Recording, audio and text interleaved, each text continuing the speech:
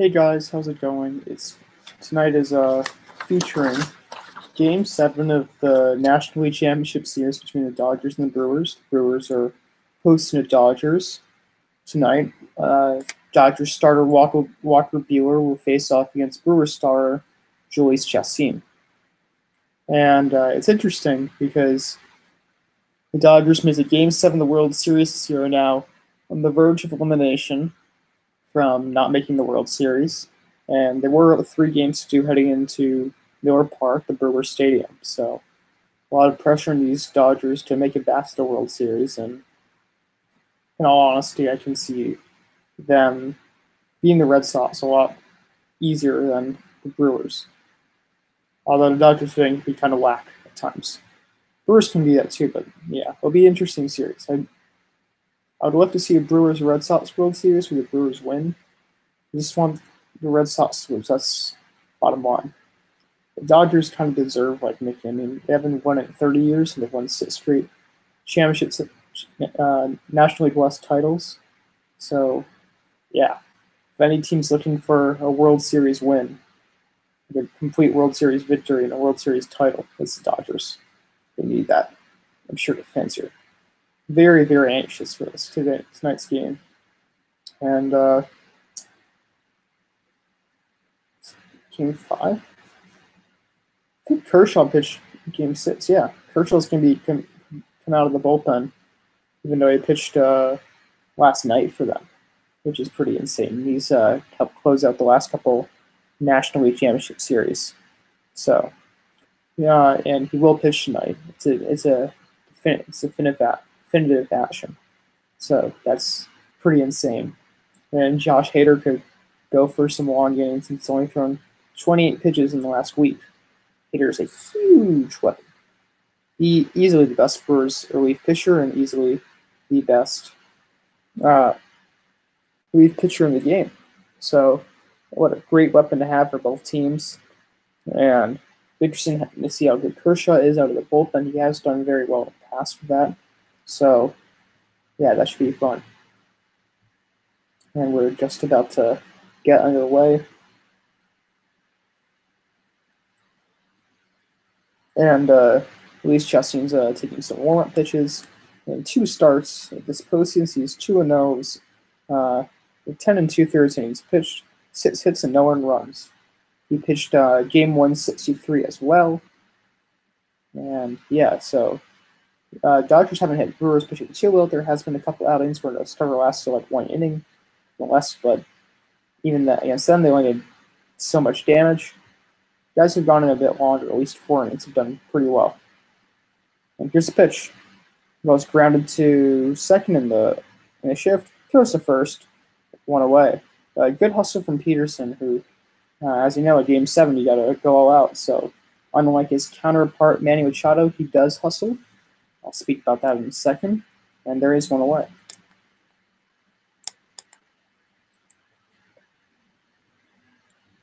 This game officially started at 3:09 in the morning here, or if you're watching from the East Coast, 7:09. So the whole thing about Machado not hustling is that earlier in the series he did not hustle on a ground ball. And his response to that, of course, because Machado being a superstar, that ball's low as Muncy shows bunt and then pulls back. Want to know? Machado said that he's just not the type of player who does hustle, and for a guy who might be on the verge of a $350 million contract, or even more than that, because he had a great season still. That's never ball low, 2-0. Even though he did not hit too well for the Dodgers, he has hit decent in the playoffs, and his defense at shortstop has gotten better, which makes him more of a premier player, and he still had a very good offensive season. Here's a 2-0. Here's a curveball dunked in for a strike, 2-1. But yeah, Machado said that he wasn't a player who hustled, and he also had a dirty play where he need Jesus Aguilar on the leg as he was hustling down to first base. There's a fastball low, 3-1. So Muncy's in the driver's seat, as I say. Just tuning in, it's 1 out. in the top of the first inning as Matt Muncy steps to the plate, facing off against Brewers starter Julius Chassin. Here's the pitch. There's a fastball right down the middle, full count. So, even though it was a good pitch to hit, maybe the Dodgers are kind of working him early. Well, it's a 3-1 count. It's not a 3-0 count. So, I guess Muncy just didn't like it. It was like middle outside, and Muncy's a dead pull hitter. And here's the full count. And that goes low, ball 4. Dodgers have a runner on. Not an awful start to this inning. Sure, he would have liked the first guy on, but at least the second guy is going on. So now Justin Turner's up to the plate, and he has hit the only surprising 240 in this series. But he has it only one of the 3 homers in championship series for the Dodgers. Yeah, he's only batted 240. That's insane. I thought he had more RBIs and more homers, but nope. Actually, no, in the championship series, he's batted 282, a homer and 4 RBIs, but the entirety of the playoffs, he's batted. That's a breaking ball low, 1-0, which she's seen having trouble finding strike zone. But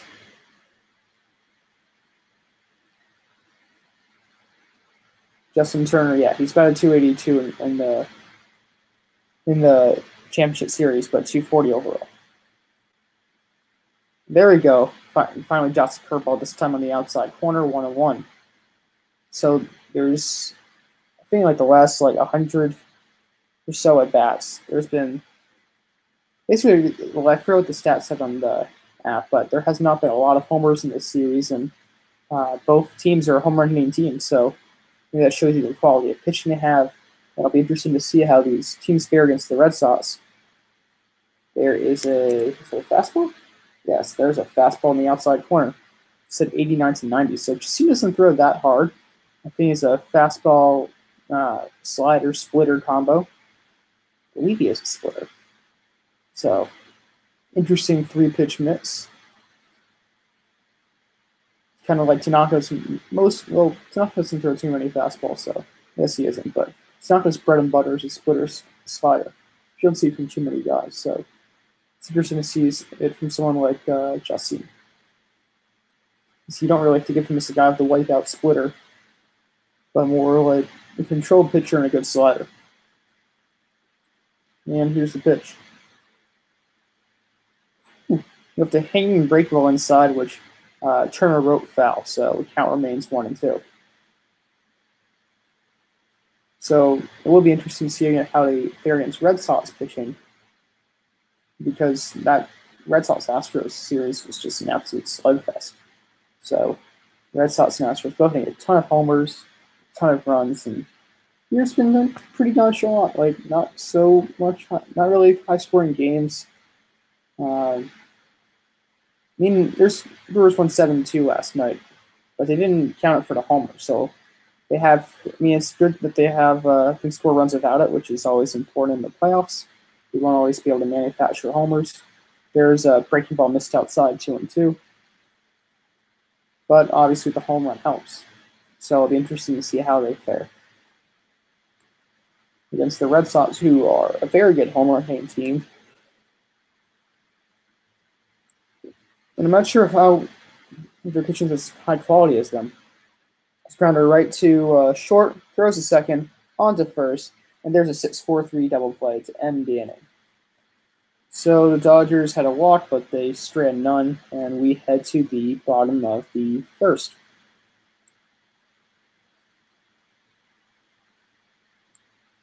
So let me put on some music for you guys.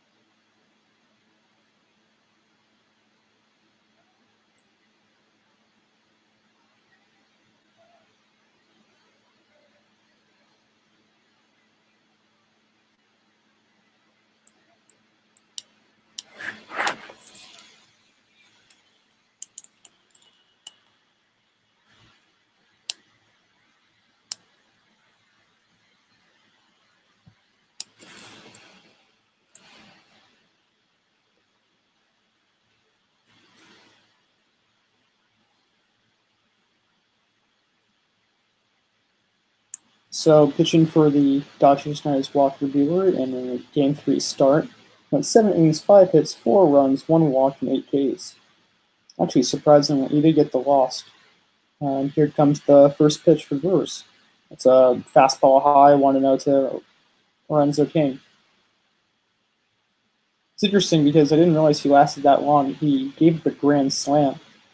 Forget to who, I should know that. But he did go that long, so good job from him to recover from that. And that's a fastball inside, 2-0. The Brewer just asked where the umpire where that was, and the umpire said that was in. So that's actually pretty smart for a pitcher, or even for a batter, just to like they see his ball or strike if he's about to ask to notice on a bit better. There's a fastball middle in, he dunked in for a strike, 2-1. And even Dodgers manager Dave Roberts said Walker's last start was very good, except for that one blemish, which is a grand slam. There's a fastball high and tight for a strike, 2-2. It's interesting. Oh, I think did he give a grand slam in the? No, give a grand slam against the Braves. That was it. But no, against the Game 3, I guess you got 4 runs as well. But you got 4 runs to pitch 7 innings in a championship series game or in any playoff game now is pretty much unheard of.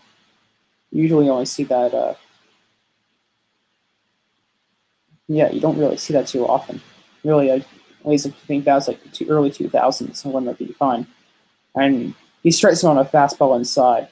So Kane is down, and there's one away.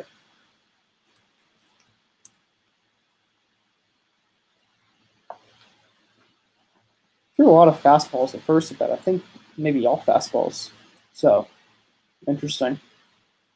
And that's good. I mean, you challenge him with your fastball. You say, hey, until you can hit it, I'm going to keep throwing you this fastball. So come at me. Good challenge, and I like where that's going. So good job from Buehler. That's first one away. And there's he goes with the fastball again, which Yelich swings through. So he kind of sees the game plan right now. Until they hit my fastball, I'm not going to throw anything up for him this. See that changes now against Yelich, but so far, that's how it is. This time he does throw him a fastball, which Yelich was prepared for. Whoa! Wait, was that off Puig's glove? But anyway, Yelich hits a home run. That ball must have been mashed because it was a tater. That's my home run call. Hope you guys like it. But anyway, the more important part is Spurs have a 1-0 lead.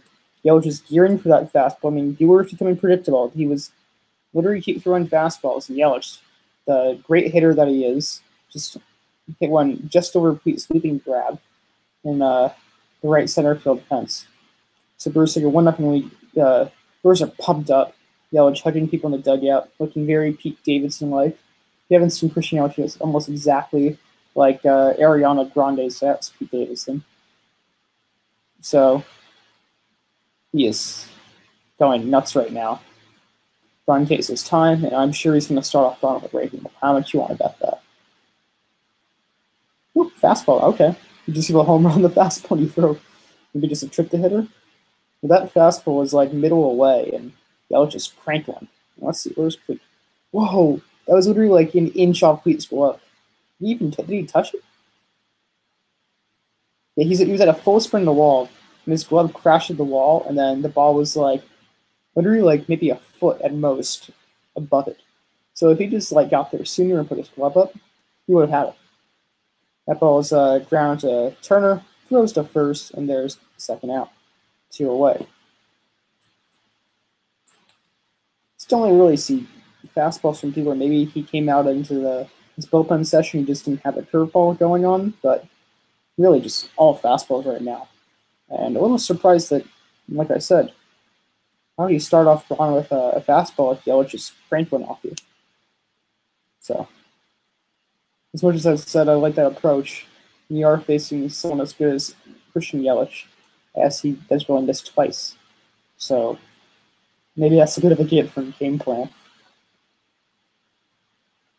There we go. There he throws his first curveball that I can recollect for a ball. So 1-0 count on Travis Shaw.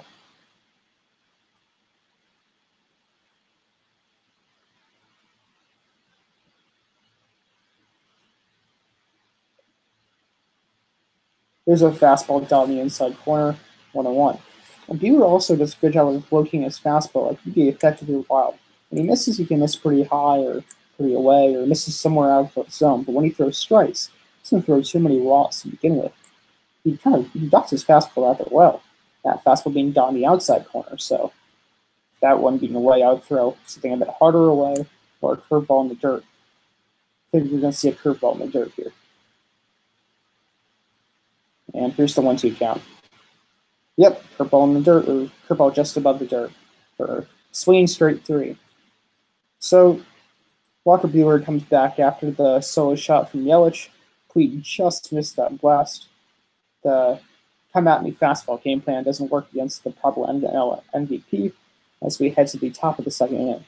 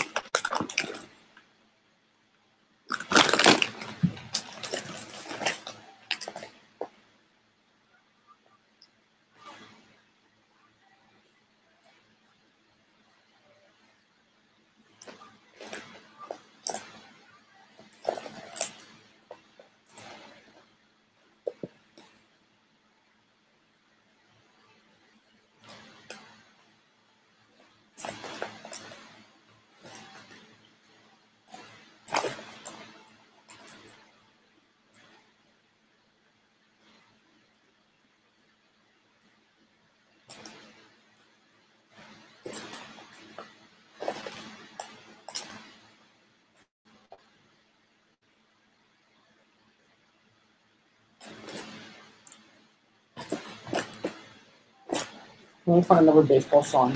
Cue it for the next one.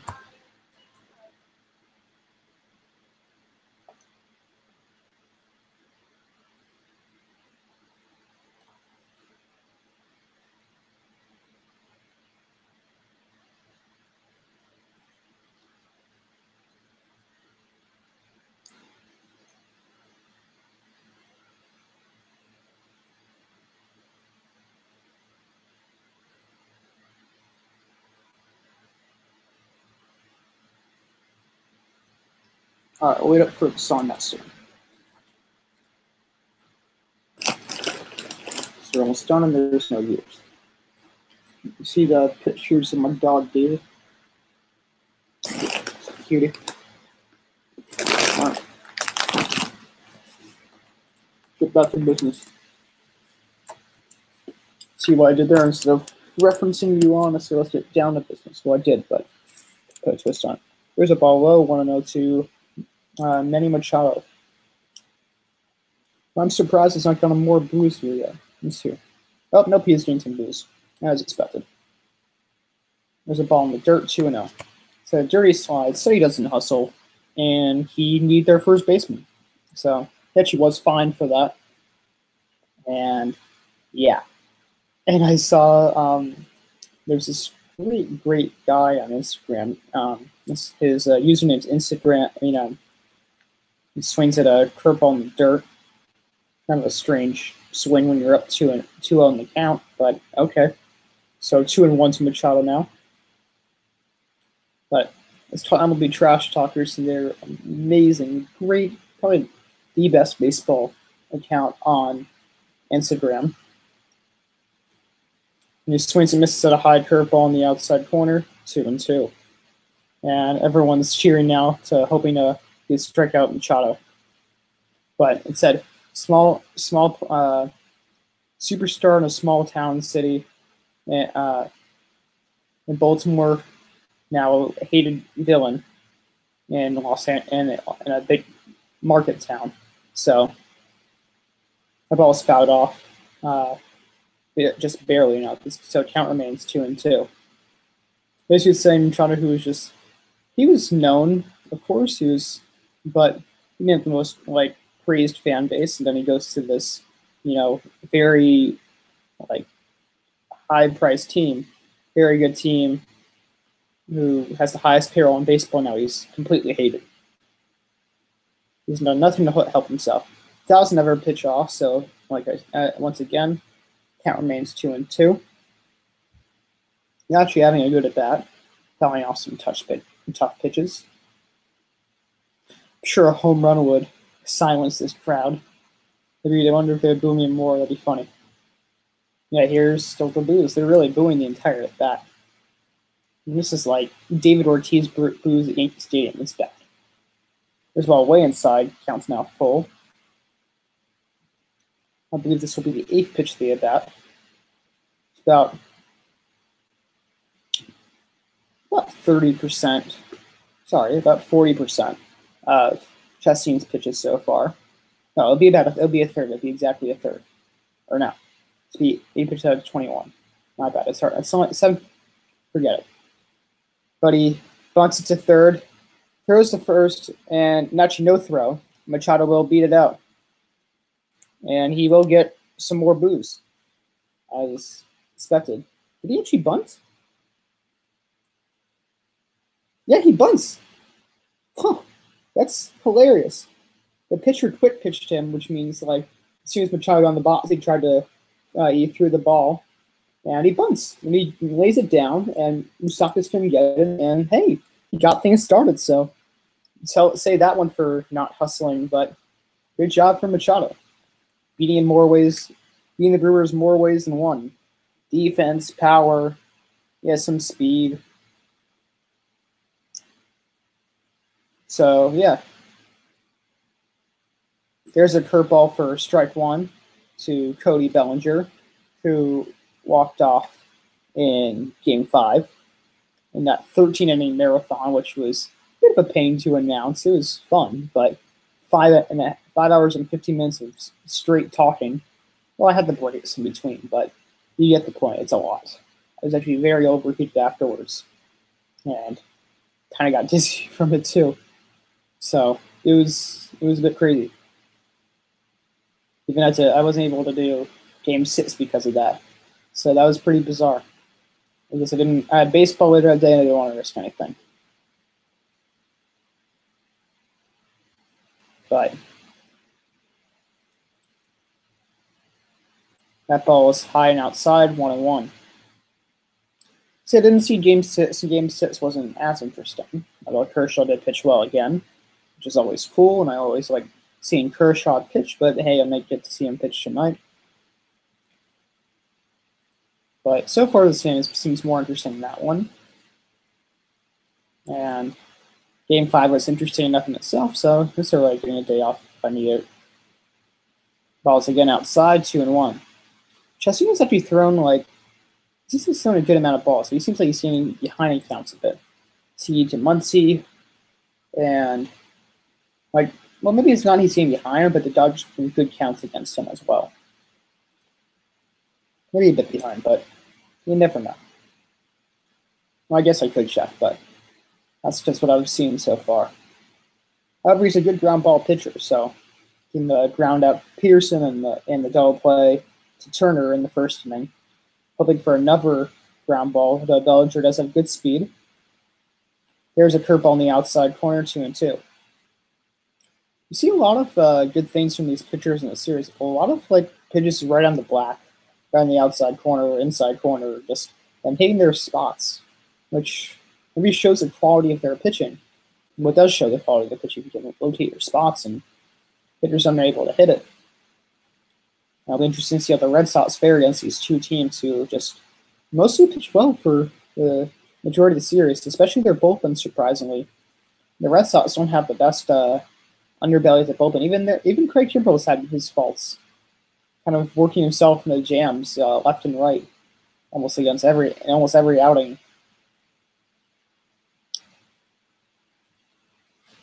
Including the Yankees and I think a couple times with the Astros. And that ball's crushed into right field, and that one is gone into the second deck. The Dodgers storm back with a 2-1 lead. Peterson walks in the button and is like, yeah, heck yeah, he's the leg. I'm Jock Peterson, I'm a jock. Yeah. And that ball was mashed, so it's a tater. And Bellinger hits a 2-run lead, and you see small ball and then home run ball with Machado bunting his way on board, and then Bellinger paying dividends and as he continues to stay hot. I wonder if him or Kershaw would be National League Championship Series MVP.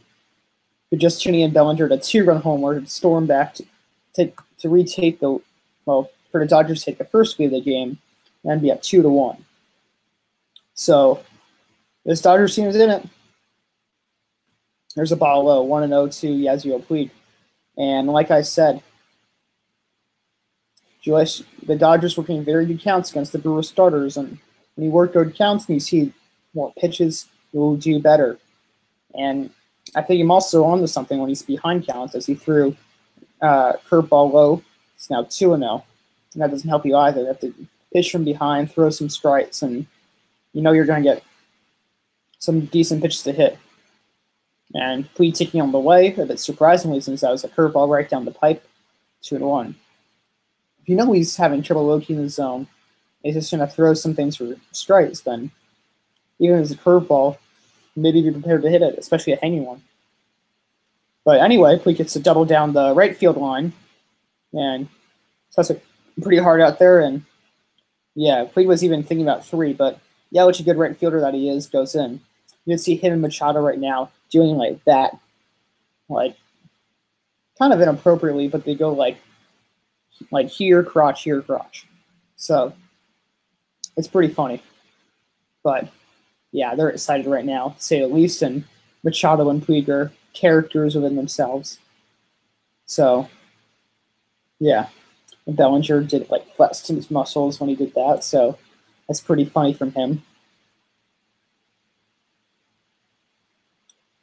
But Aguilar had left a huge hole between himself and the base, and Puig just went the other way. So very good hitting from the Dodgers. So now we kind of see all sorts of hitting. You see a bunt, you see a deep home run, and then you see a double down the opposite field line. So Dodgers are continually putting pressure on these Brewers. And in the driver's seat with one man on and no one out, there's a ball right to short, throws to first, one away. That does not advance the runner.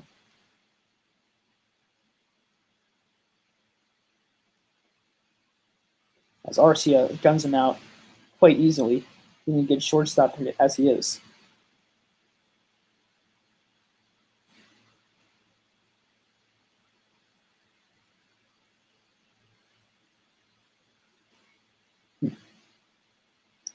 Yes, it is right what the announcer said.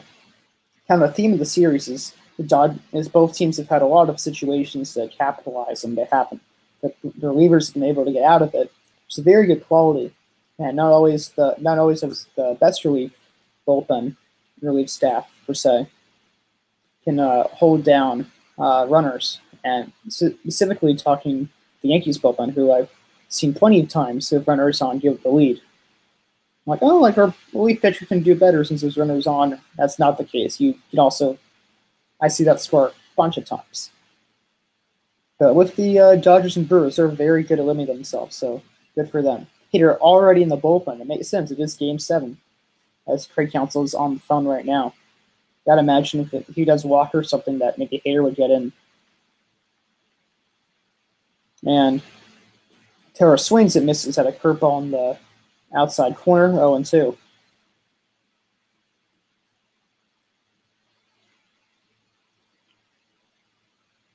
So after the Bellinger homer and the Puig double, Just team does look sharp a bit.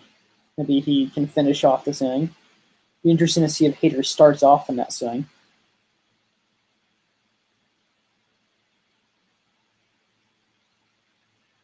He pops it up, and Kane will be there, and there's a second out. So the hard part is over. So now Walker Buehler steps up to the plate. Should be an easy out. Well, pitchers who have hit this year has been pretty insane. Seen Wade Miley have a 2-hit game. I think Kershaw had a couple of walks in game 6, and Brandon Woodruff obviously started off with a homer off Kershaw in game 1 of the National League Championship Series, which is about a week ago, which is insane if you think about it. This shows you how long a 7-game series lasts. But see if Walker can follow suit. As he bluffed towards second for a pickoff throw, but just steps behind. Just checking on him. There's a curveball dunking in for a strike on the inside corner. 0-1. Funny, you see taking no chance against any pitchers right now. And yeah, you gotta get this out. You want a pitcher B, come on. Playoff game. 3 pitches, 3 strikes, over.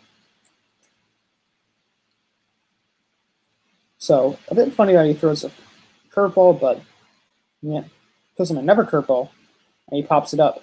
So 2 pitches, 2 strikes, and an out from it. And it's popped to Shaw, and that's a third out. But not before a bunt single from Machado, 2-run homer from Bellinger, and a double down the line from Puig. As the Dodgers strand 1, but they do take the lead in Game 7 of the National League Championship Series as we get to the bottom of the second inning.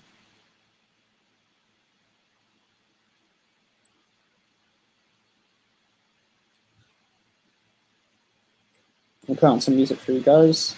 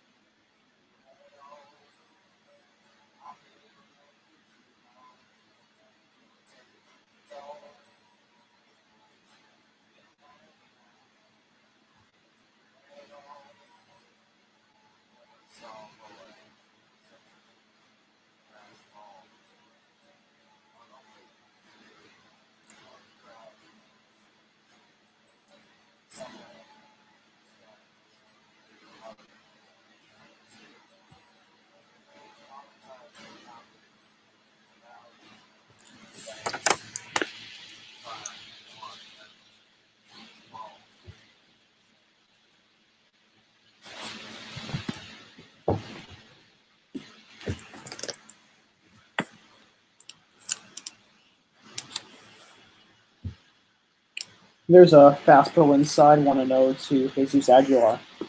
Aguilar had himself a day yesterday, having 3 hits and 3 RBIs. The propelling the Brewers to a 7-2 victory in Game 6. There's a fastball high, 2-0. The homer from Bellinger was only the Dodgers' 4th homer of the series, which is hard to believe since they had mashed 232 of them during the regular season. So, as I've mentioned, this series has not been about the home run ball. Wow. Just destroyed him on that fastball there. He threw a fastball inside, and Aguilar tried to uppercut it, my bad. And he just swung through it, so it shows you how deadly his fastball is. Throws him basically the same pitch, and this time he fouls it off. 2-2. Aguilar, no, he kind of had a chance in that pitch. All of Aguilar's hits last night, according to Rosenthal, towards the opposite field, so that's always a good sign. See the Dodgers playing straight up against him. Did he go? He did not go, so it's a full count. Honestly, I would like to see the Brewers win. I would love to see them beat the Red Sox rather than the Dodgers. Oh wow, he has the highest slugging. He's the 4th highest slugging season in the regular season in opposite field balls. 925 OPS. Sorry, 925 slugging percentage, which is insane. Whoa, what? Why did he swing at that? That ball was literally at his eyes and inside, and he had no chance, just waved at it. But it's just so hard and just right there. And you can see how tough it could be, but maybe just wants to get on base, wants to help his team come back. So just way too giddy right there. Literally, it was like chin music. It was like right here. Geez, man, what are you swinging at? Even the umpires seemed a bit surprised by that. So, one away. It's a good piece of hitting from Aguilar right there. That ball's high, 1-0. Shaw lays up that high. Sorry, Stockis lays up that high pitch. Stockis batting 194 in the series. We have no homers, and 3 RBIs. We did have a walk-off, I believe, in the division series, maybe even 2. That ball is high, so now it's 2-0. Stockis in a good hole here. I'm sure he's looking for the homer as he's also a dead-run fastball hitter. But let's see if Buehler pitches smart here and throws him a 2-0 curveball, pitches behind. Nope, throws him a fastball, a bit off the corner, which Stockis swings through. It's now 2-1.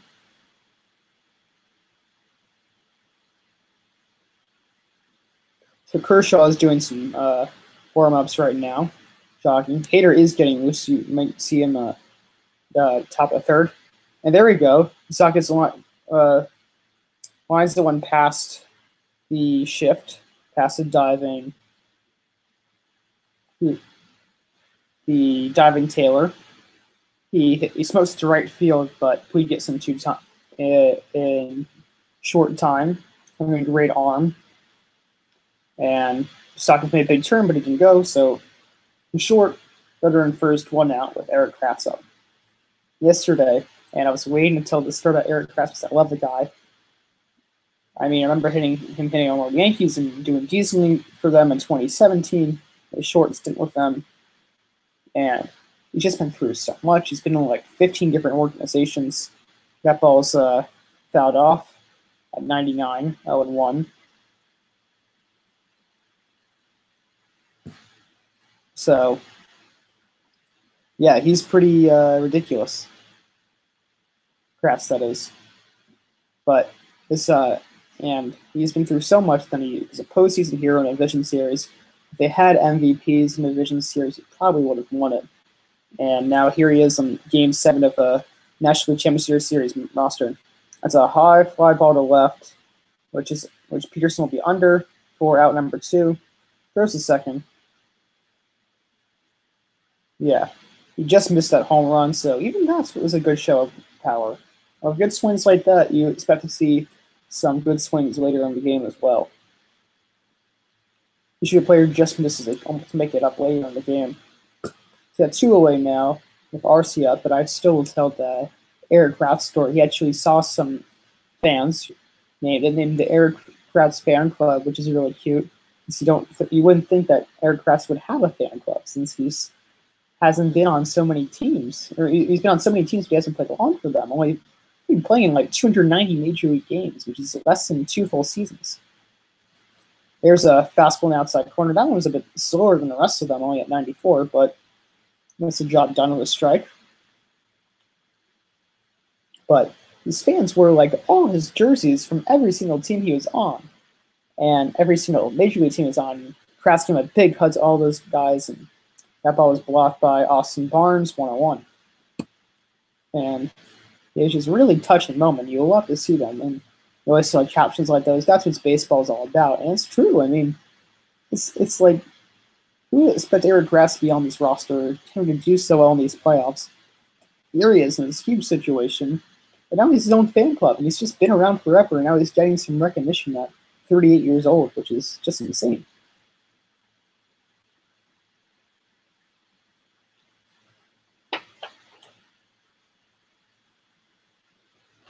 So I wonder if Hader's just going to go 3. I guess it is smart to have your best pitcher up against the top of the lineup. So, yeah, basically every game is a bullpen game for the Brewers. I don't even think anyone went 6 innings in this series. That ball was spoiled off by Arcia. He's also having a pretty good series himself, batting .300 with a couple homers or something like that. I think he had a homer and a couple homers in the Division Series, but he's matched his home run mark for an entire season, which is 3, and he has 3 homers in the postseason, so it'd be possible National League Championship Series MVP. That ball was high and tight, 2-2.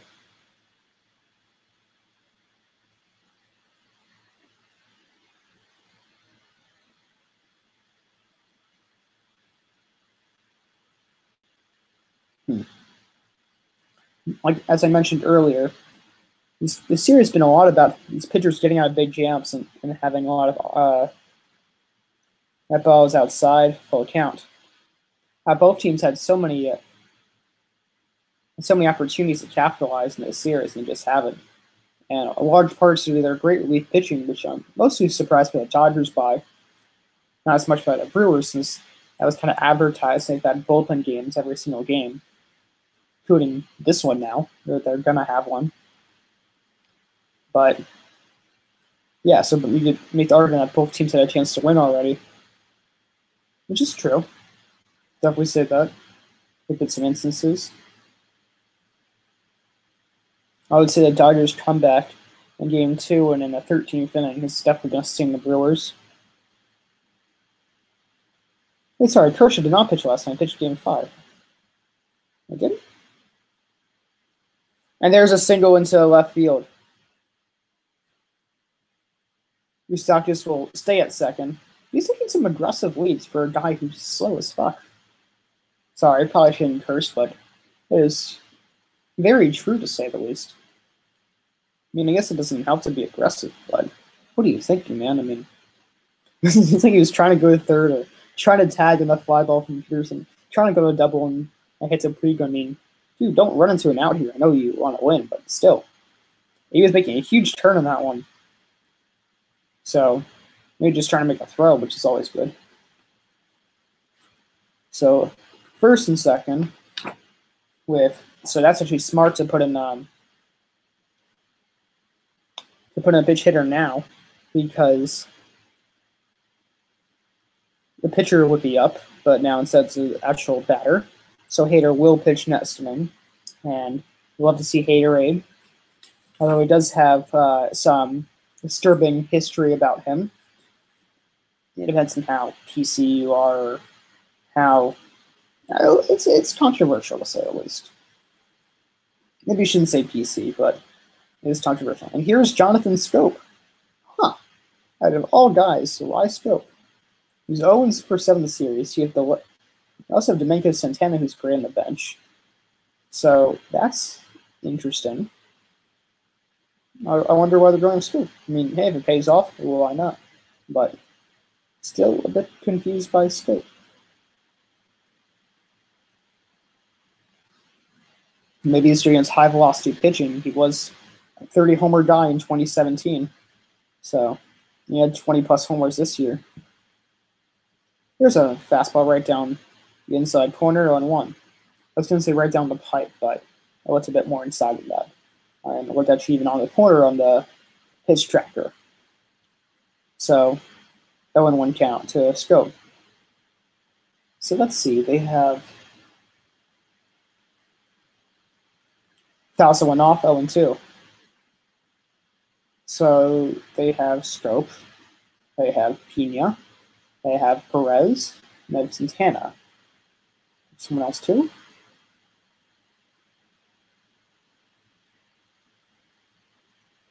Maybe not. Okay. So I guess they've already, so this makes sense, but why not Santana just come in clutch for you several times? Maybe use him later on, or that can't be the case. Maybe he's just feeling Scope right now. Maybe he's good against high velocity pitching. I'm not sure. Maybe he has a good career off him, but that career off dealer would be short. Okay, the app just paused, which sucks because it's an OC count to Scope. I'm going to refresh it really quick. Hopefully we didn't miss anything, guys.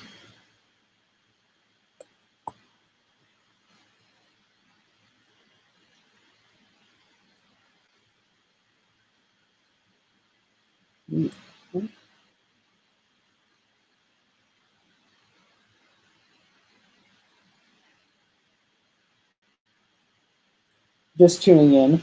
The Dodgers up 2-1. It's first and second for the Brewers. And it's a 2-2 count on Jonathan Scope right now. For some reason, the app I was using the screen crashed. But, yeah. Well, anyway, we do find out the result via this other app I'm using. Scope ground to trigger, flips throws to first, and there's a third out. So Brewers strand 2 as we head to the top of the third inning. And I will play some music for you guys.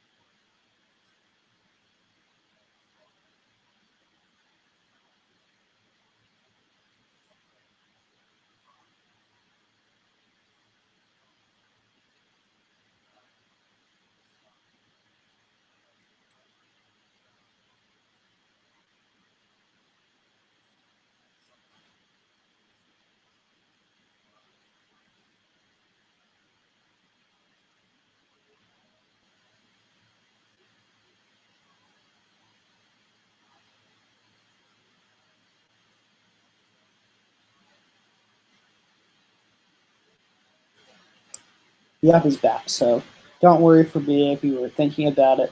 I'm able to watch a game now and announce. I still have an app, so it wouldn't be that big of a deal, but it can be more interesting. I feel like I have more things to talk about. I hear the announcers and engage in their conversation, and it's also more fun to watch the game. So thank you for truly for noticing that, and for all your sincerest thoughts and prayers for this game to go back on for me. I truly appreciate it. Say something about the song afterwards.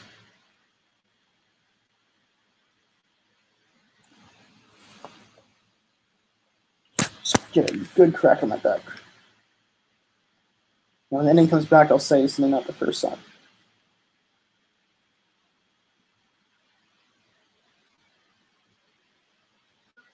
Actually, I don't like the song. Play it different.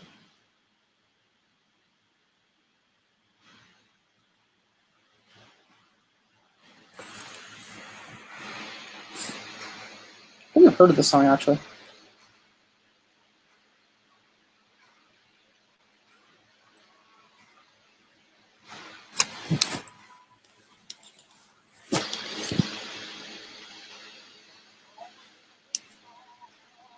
No, I've not heard this song. Okay.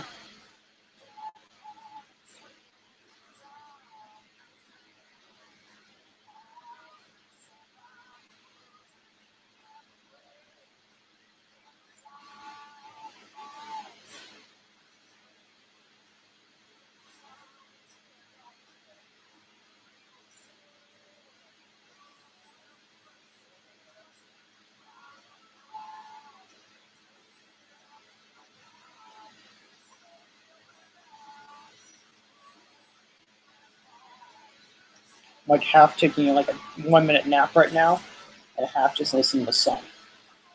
All right, we are back. And here's Josh Hader, or as his nickname is, Haterade. There's a strike on the outside corner, 1-1, and comes in already throwing 97 miles per hour. So it's got nothing less from the amazing Josh Hader. So, like I promised, I'll say some of the first song if you're watching it. It's called The Pitcher. That ball's fouled back. Never ball at 97, 0-2.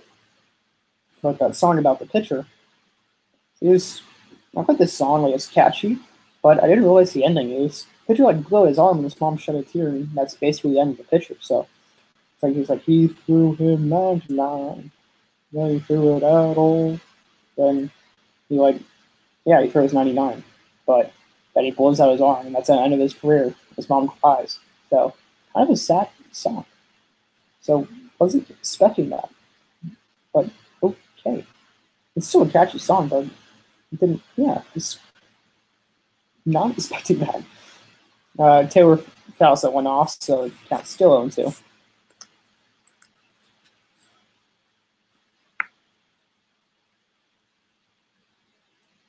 Here's Hader's 0-2. Swings and misses, all fastballs, and there's one away. Just kind of having the Bueller approach, see if he could hit my fastball, and he could not. Well, he fouled it off a couple times, but yeah. Wow. Last 7 appearances, 9 innings, 5 hits, 15 Ks. Dodgers against Hader this season. 4 for 18, 8 strikeouts, 48 swings, and 24 misses. Jeez. Those are literally video game numbers. That's insane.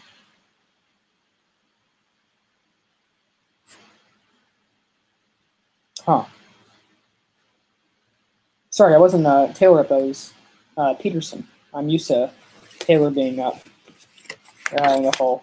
Oh, I think he actually got out. Wait, let's see who pitched it. I thought it was a righty, and it was. So, who hit for him?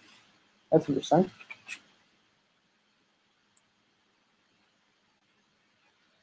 And there's Kike Hernandez. Okay. Look, he looked different.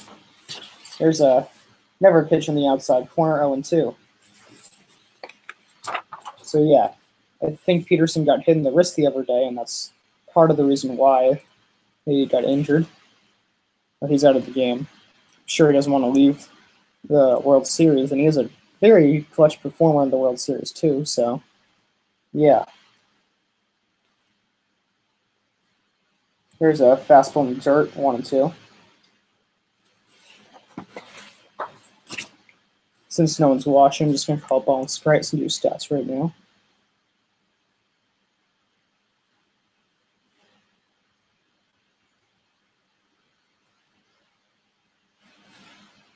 He swings and misses at a slider for a second strikeout. So 2 batters, 2 strikeouts, and 2 away. A lot of 2s. Hader has literally struck out about half the batters he's faced during the regular season. Even more than that. He got 51%, which is second all time. In a limited innings, like 50 or so. With the only person better is Chapman, who I think also struck out more than half his batters this year. So pretty insane. Those guys are freaks in nature. And dare I say that Hader was better, and I think most people would agree. There's a ball low, and it's 1-0 count to Justin Turner.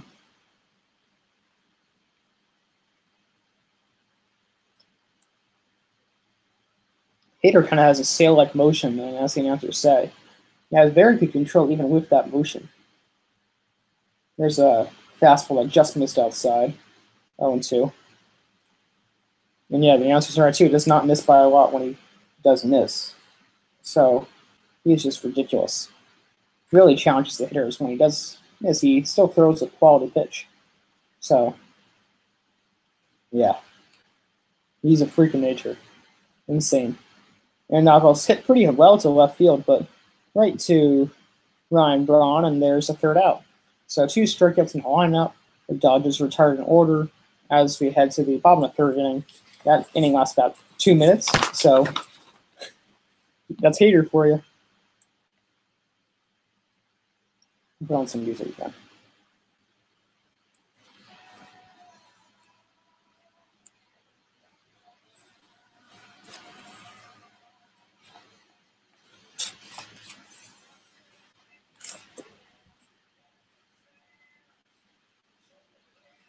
Actually, I'm going to shut this thing really quick since no one's watching at the moment. Just want to see if Kershaw pitched in Game 5 or Game 6. I'm curious about that.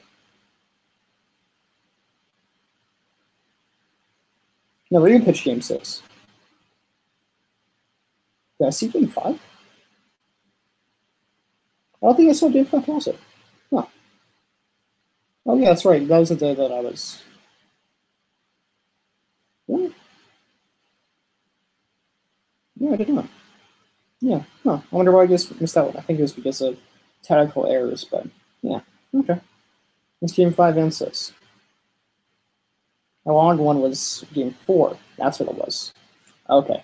Yeah. I'm going to get the stretch for a second. So, and I'll put on some music for you guys now.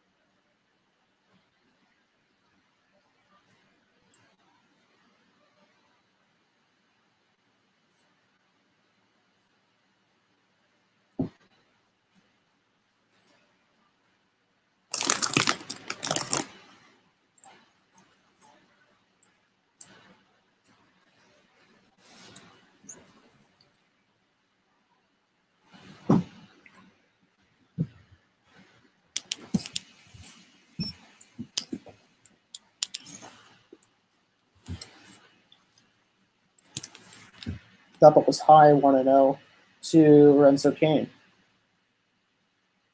Ball's low now, 2-0.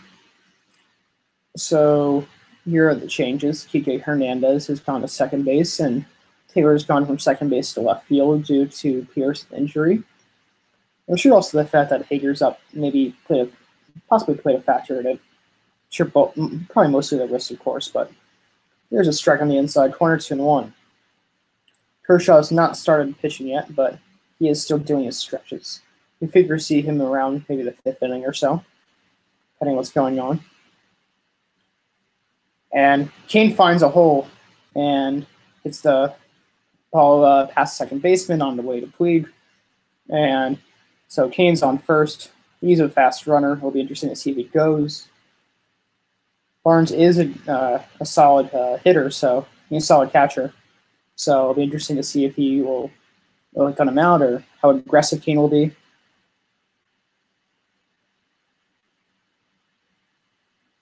And yeah, that ball smoked so hard the second baseman Kike Hernandez did not have any time to move to try to get that ball. It's on the right side of him. And here is, I believe, here's Christian Yelich with the homer the first time. And that ball is kind of right to short, throws the first, barely gets Yelich, but they do. It was just perfectly placed, and Machado has a great arm. And there is 2 away, so double play is such a rally killer. He did hit the homer, though, so you can't be too angry at him, but yeah.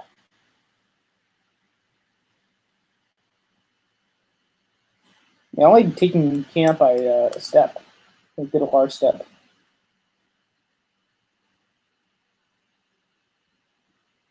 Yeah. which out at the edge of the bag, and yeah, trick if they want to challenge it, but they will not.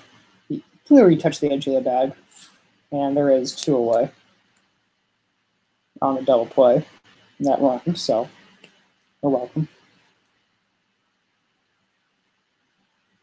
Ryan Braun is at the plate, making a nice, tiny leaping grab in left field. Not really too hard, but still not a bad grab. There's a fastball at the top of the zone on 1. See a couple fastballs, 93, 94. I wonder if that's a 2-seam or not. These Brewers usually like 97 to 99. I felt that coming. That's why I wanted to say what I want to say so fast. That ball's fouled off, so now 0-2 count on Braun. So just 1 pitch away from getting out of relatively easy inning.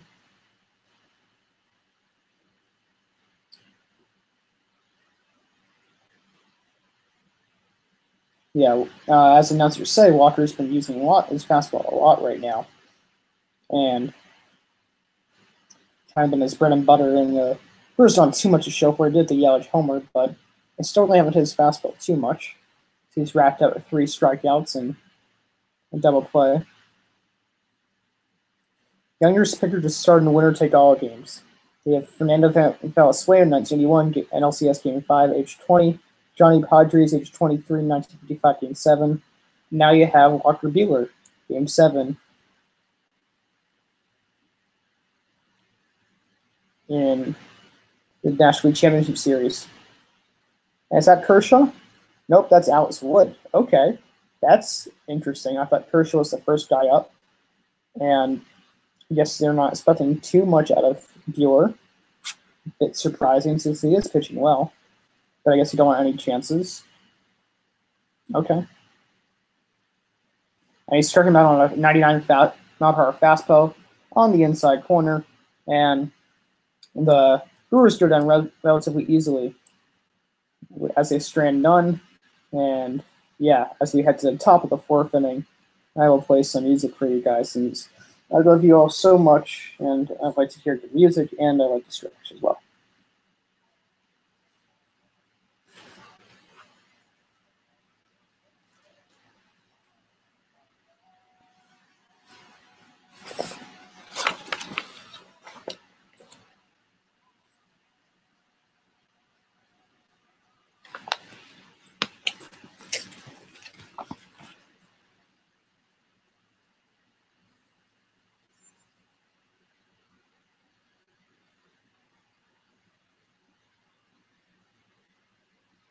I want a different song for you guys.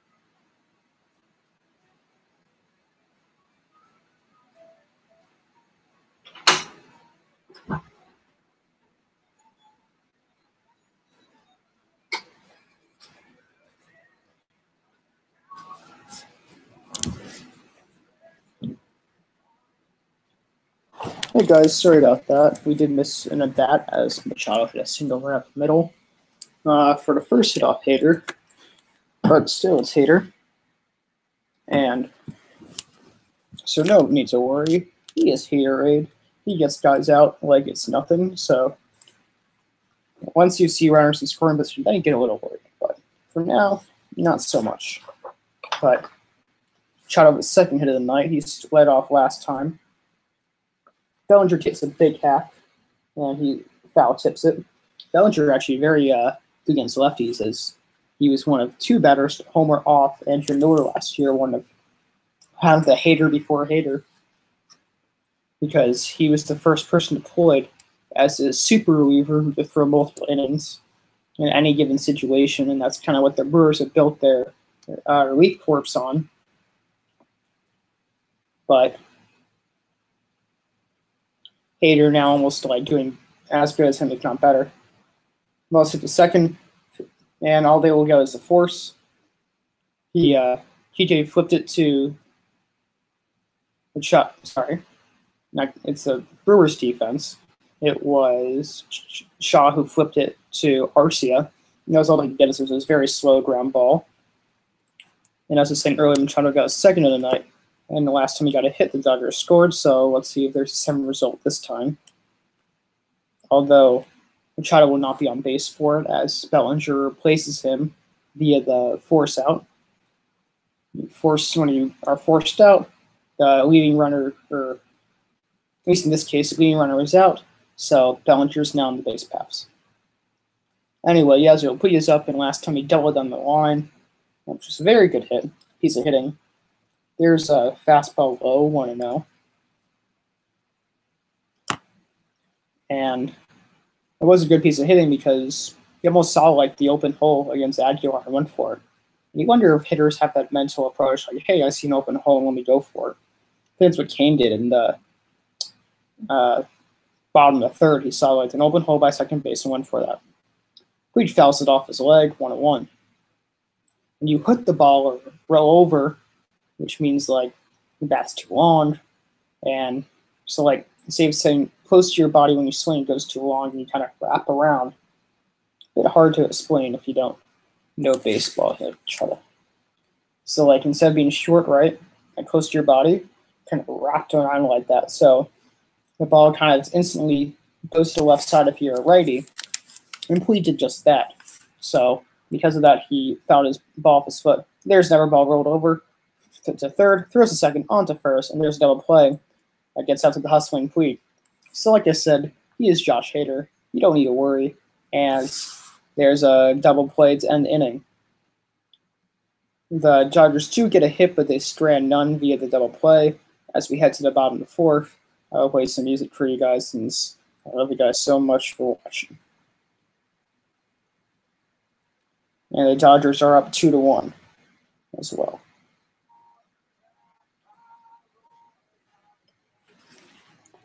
It's a third double play turn in this game, by the way.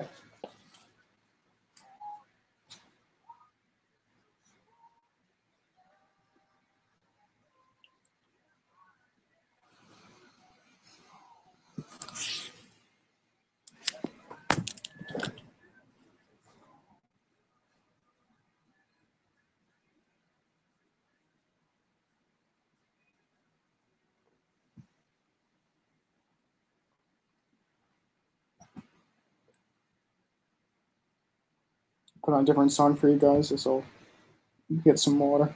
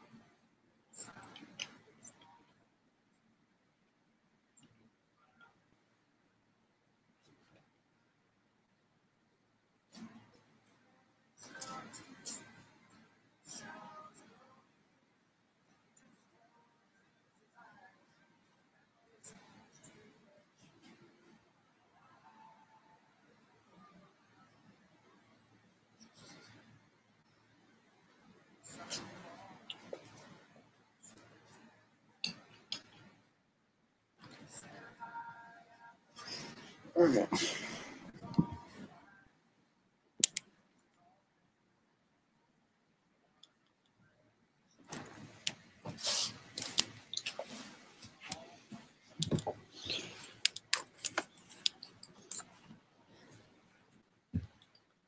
There is a strike in the outside corner. 0-1 to, I believe, Travis Shaw.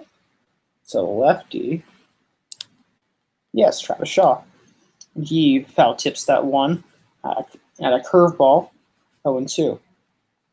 It's interesting. Maybe Bueller the second time around is trying to use more curveballs. So most pitchers do that. They'll change things up from a bat to a bat. Try to mix up pitches. And that is deep into right field. And Puig tries to make a jumping grab. He cannot get it. Shaw, who is not too fast, just stands for the double. Puig did not time that well. It seemed like he could have had it if he timed it a bit better. And his defense has been that great today. He could have actually robbed that homer, but he wasn't there in time to rob it, and it wasn't too high. Yeah, if he just kept running back, he would have had it. Yeesh. Kind of like saw it stop, jumped, and yeah. Maybe he thought he was closer to the wall than he actually was. It's a different ballpark, but yeah, that's tough. If we is even looking at the replay, looking at how close he was, and he can't believe it. But nonetheless, there is a runner at second, so this Brewers team is in motion to score, and we shall see how fast this Dodgers pitching or Dodgers bullpen will be up and see if they relieve him. There's a fastball in the inside corner, 0-1. And they did have Alex Wood up last time, and Wood is a lefty, so maybe they'll try to use him against Moustakas. Don't see anyone in the bullpen right as of now. The ball was picked up by Bellinger, who threw it in, instead of Yasiel Puig, who made the jumping grab and right. There's a ball in the dirt, 1-1. Like I said, I am rooting for the Brewers as much as I love the Dodgers. I mean, they've been in the playoffs the last 6 years, and they haven't won. I mean, it's almost like you want them to win, and then something changes, or like I wanted the Rockies to win the division, honestly, because I wanted to change.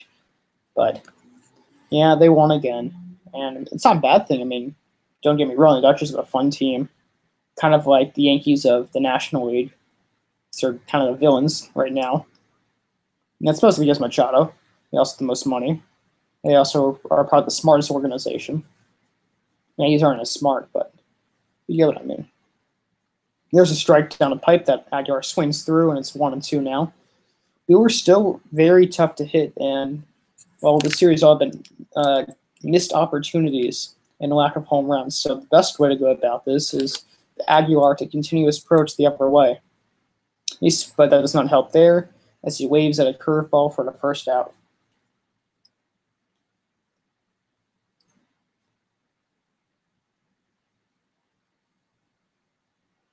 It'd be interesting to see if Hader does pitch 3 innings this. If they don't get to the 9th spot, then I'm pretty sure he will. He's Josh Hader, and he's almost a guaranteed scoreless inning, maybe even 4. I wonder if that would have even go that far, but they have a lot of guys ready, so I would say 3's the max. Because they don't want to, by the 4th inning, then they'd have to replace him in the order. Moustakas grounds to 1 foul, 0-1.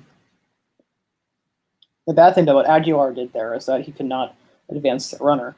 Says John Sterling quotes, "Now you have to have a hit." He says, with a runner on second and no one on, he'd say, well, you can advance the runner, you can score the runner in 2 productive outs, which is very true. And now you essentially need, well, you could have some way to get a third, probably a wild pitch or something, and then a productive out. But Saka's fouls have went off, and it's now 0-2. The hard thing about that is it can't be because of you now. It has to be some external, or at least in that situation, it has to be some external force that allows the runner to get to third, like a wild pitch or maybe like defense from not getting the runner at third. But now the team has to do something harder, which is actually get a hit or land a hit, rather than purposely try to hit the ball a certain way to get the runner in. I guess I'm not sure what's easier, but Second, lift this one high into left field, and Taylor will be there for the second out. So again, not very productive. Eric Kratz had a very good at-bat last time, nearly missing a home run. I would actually think he has a good chance here. This should be a good at-bat for him to do some good cuts off Bueller. And it's fun. It's this guy who's 38 years old and first playoffs ever. And against this high upstanding rookie who throws nearly 100 miles per hour. So if he does well off him, I mean, that's just like you would think Eric Kratz. You told me Eric Kratz would be on the Brewers in the playoffs and doing well, and then getting a game-tying hit against one of the best young pitchers in baseball. That would be mind-blowing. He waves at that one as the ball nearly hit him. So that's not a good start. Did he go? They say it's a ball, but I thought the umpire did this. He put his hand out, but maybe he was checking first. They say it's a ball. Okay. They haven't changed it yet. So I guess the 1-0 count to Kratz. So hey, all right. He did not wave at it completely. Here's a curveball dumped in for a strike, 1-1. That's almost the pitch you want because that's a hanging curveball, and you can really get a hold of that. It's not like 100. So with that curveball, you may not see another one. You're now going to see better ones. So that was a really good pitch to hit. But sometimes those high ones, you think, oh, it's going to land for a ball, and then it dumps in at the top of the zone for a strike. That ball's fouled off. He actually fouled one off 99 at the top of the zone. Hitting the ball high is sometimes pretty difficult at that high speed. So now you can go, if you can throw even higher, like a 99-mile-per-hour fastball above the top of the zone to make him chase, see how high he can go, how that Kratz will budge, or you can throw the ball in the dirt for a curveball and try to see if he'll go fishing for that one. But you need one of those two pitches. If he goes for the two-seamer, I think he does have a two-seamer. That ball is 93. Is he a two-seamer? It's interesting. Oh, it's a cutter. That's what it is. Oh, okay. Kind of weird that when you throw 99 that you have a cutter. I mean, you would think you would have a slider, maybe a slider curve, or maybe a changeup. Changeup would be nasty with him. Jeez. It looks like a fastball, but it isn't. Pause, so let's go to this other app I'm using. I'll re-enter this one. You hear my voice a lot more when the game's not going on. It's a little bit weird.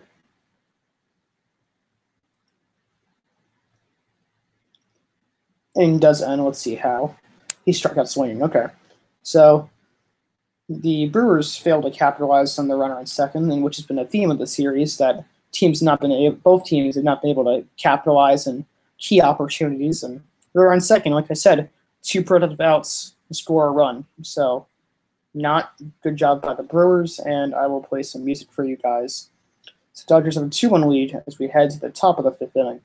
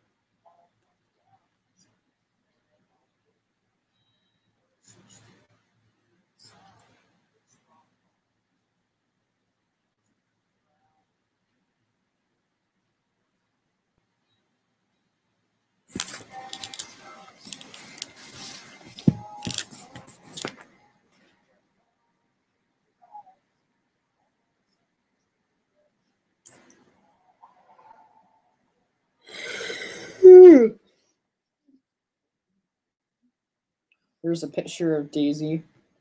I'm not sure who's watching, but there's a picture of my cute wolf from my dad and Lori's.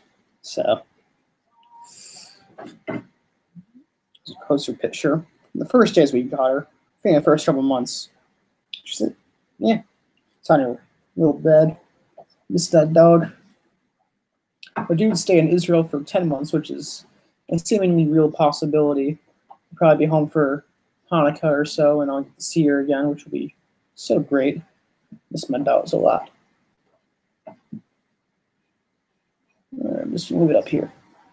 If you're just tuning in, we are now back. Okay, so perfect time if you just tuned in for that. Great. I'm just gonna pause the music and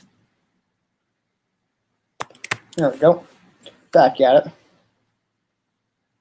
There's a fastball outside 1-0. So Hader will pitch the third inning. This will almost certainly be his last inning, as the pitcher's spot is due up next inning. So, the announcers actually did quote me, or didn't quote me, but they agreed with me. They wonder if Hader would go 4 innings just because he's so dominant. He throws so many strikes. He's only at 20 pitches. I mean, why not? And if you wonder if you have like 2 on and no one out, then why not lay down a bunt or something? Maybe Hader's good at that, or maybe he can do that. So, and as much as a weapon to put in a extra hitter, no legitimate hitter, and have an automatic out, it's also a weapon to have a almost guaranteed scoreless inning. So, yeah. But it's also interesting because he would have to face at the top of the lineup, which features J.J. Hernandez, Max Muncy, and Justin Turner, all of which are batting under 300 in the series, but just most of the Dodgers lineup, to be honest. But you don't want to have a reliever face the lineup a second time, because they only throw 2 pitches. That ball's inside, 2-1 count. Sorry, 3-1 count to Chris Taylor. Should have said the ball's in strikes, but I was doing my little spiel. I'm sure the Dodgers will love to see Taylor get on base. Taylor, who's batted leadoff for most of the series, is now batting 7th. He is fast. Good guy to have the bottom third of the order. He does walk him. Throws the ball low. That one only at 94. So maybe he's getting a bit fatigued. You wonder. Okay, you don't start to worry about Hader until you get to like 2 guys on base. You're like, all right, a little bit concerned, but it's just so nasty. I mean, he can strike out a guy anytime. He throws so hard, and his pitches are so nasty. He can ground ball anytime he wishes. In the last inning, for example, he got a double play, and we could not help but roll over just because he throws so hard and his pitches are so nasty. But here's Austin Barnes, who is 2 for 15 in the series with a couple of RBIs. That ball's way inside, and Kratz does a good job, the veteran catcher, walking up to Hader and just cooling him down for a second. They actually had a mic in, or a mic on moment a couple of days ago, where they showed the pitcher and catcher talking. I think it was Kratz, and they were saying like I believe the encounter was like, "Are you ready to go? Yeah, I'm ready to go. Good, let's do it." It's just like, it sounds like a guy is just like, who aren't professionals, just talking about, I don't know, whatever, like whatever. I don't know. I was gonna say whatever guys talk about, but I'm a guy, so I know what we talk about, just sports and stuff. But yeah, basically the whole mic on moment, and them just saying like these, not even strategic, like not even these strategies, just saying let's do it. Just funny. Let's see how good hitter responds to Kratz's mound visit, and rewards him with a strike, the lower part of the zone 101. So you would think that maybe cooled him down a bit. I did mention earlier that Hader has a bit of a history. And when he was 16 years old, he randomly tweeted N-word, N-word, N-word. And I think he made fun of the LGBT groups, and that was about maybe 7 years ago or so, maybe a little more than that. And it did resurface, and there's been a couple of tweets that have resurfaced. He is not the same guy anymore, as said by his teammates, even his Latino teammate, Jesus Aguilar. There's never strike down the zone 1 and 2. But, I mean, yeah, it's not a good thing to say, of course. But my take is that maybe he's a dumb kid making a mistake, a country kid. I'm not saying it's an excuse, but like you don't have to like I don't know penalize him now. Just be like, all right, you should have done that. He understands that, but they're like making him do like sensitivity training, and people are really angry about it. And of course, they should be angry and be like, what the heck? But like, I mean, he's just been so. I'm not saying it's good what he said, not at all. But like 10 years ago, when you say something like that, I mean, it's definitely different than the time here. I'm not saying it was good. I'm not saying maybe where he's from didn't have something about it. I'm sure like him in his bum country place maybe didn't think that. And that one's foul tips in the glove, 1 out.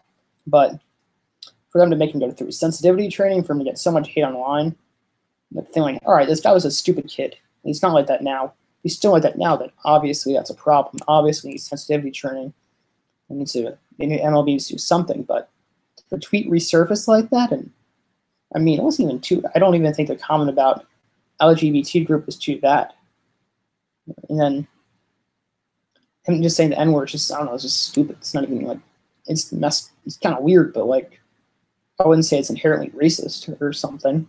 Here, white guys all the time say the N word in way more contests. And Bueller does bunt the ball right down the first baseline. Kratz picks it up, throws it to the second baseman. The second baseman or the first baseman? Let's see if we got it. But that was a really good bunt. As Taylor advances to second.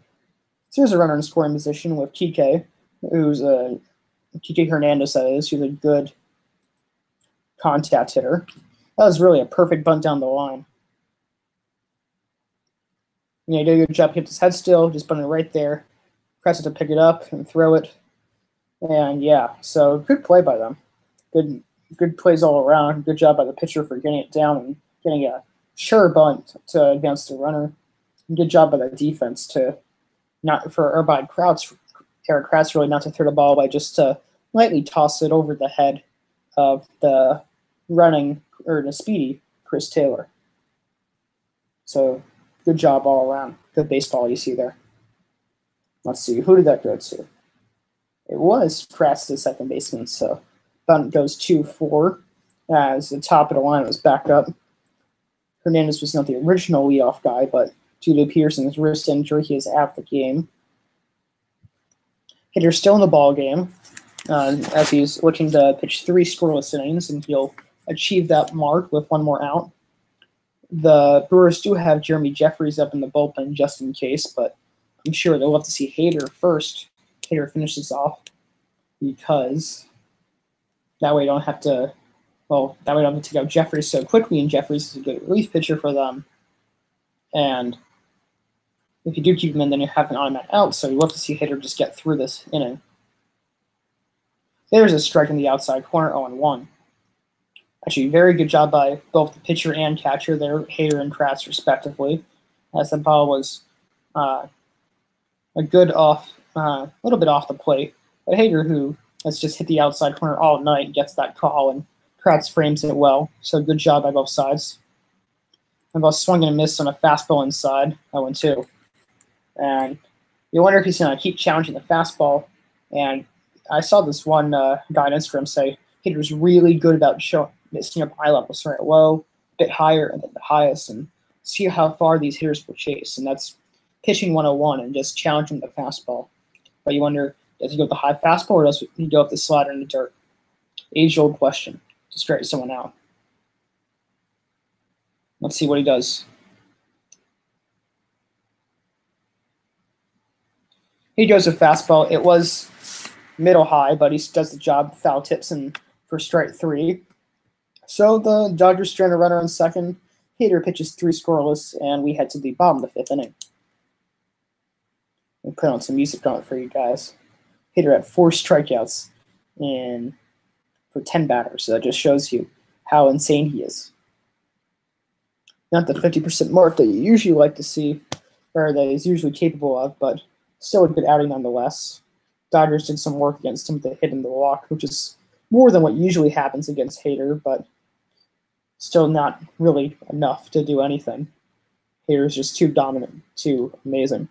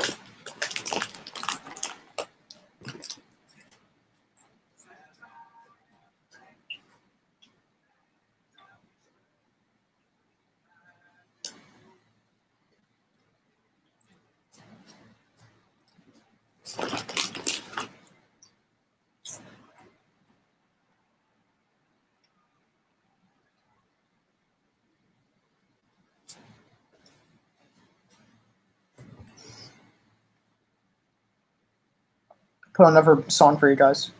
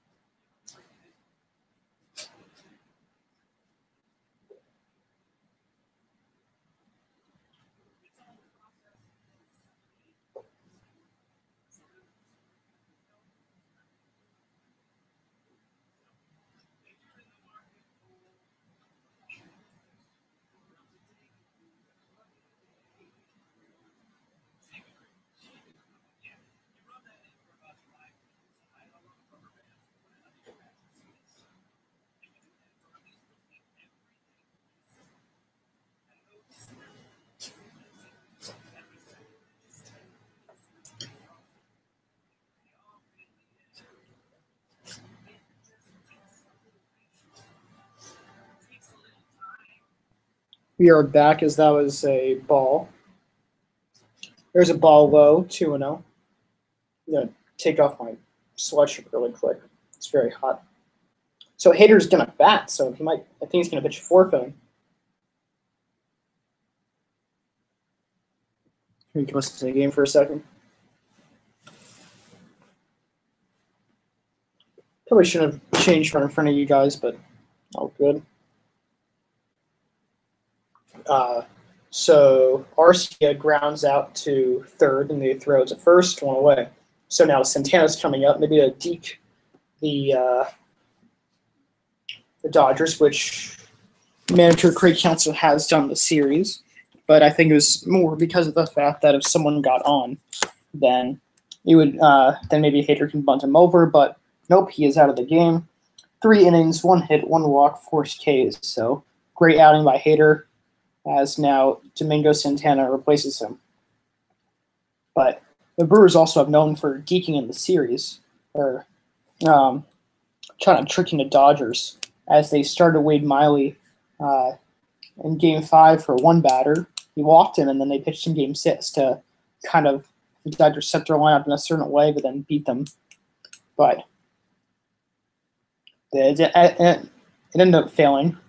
The Dodgers still won that game, but not an awful strategy. It was kind of the most questionable of the year. Get a pitcher ready to start the game, and he ends up not pitching. So, or ends up not really pitching. You have to have more of the next day. But he won Game 6, so I guess it worked out for both sides, but a bit questionable.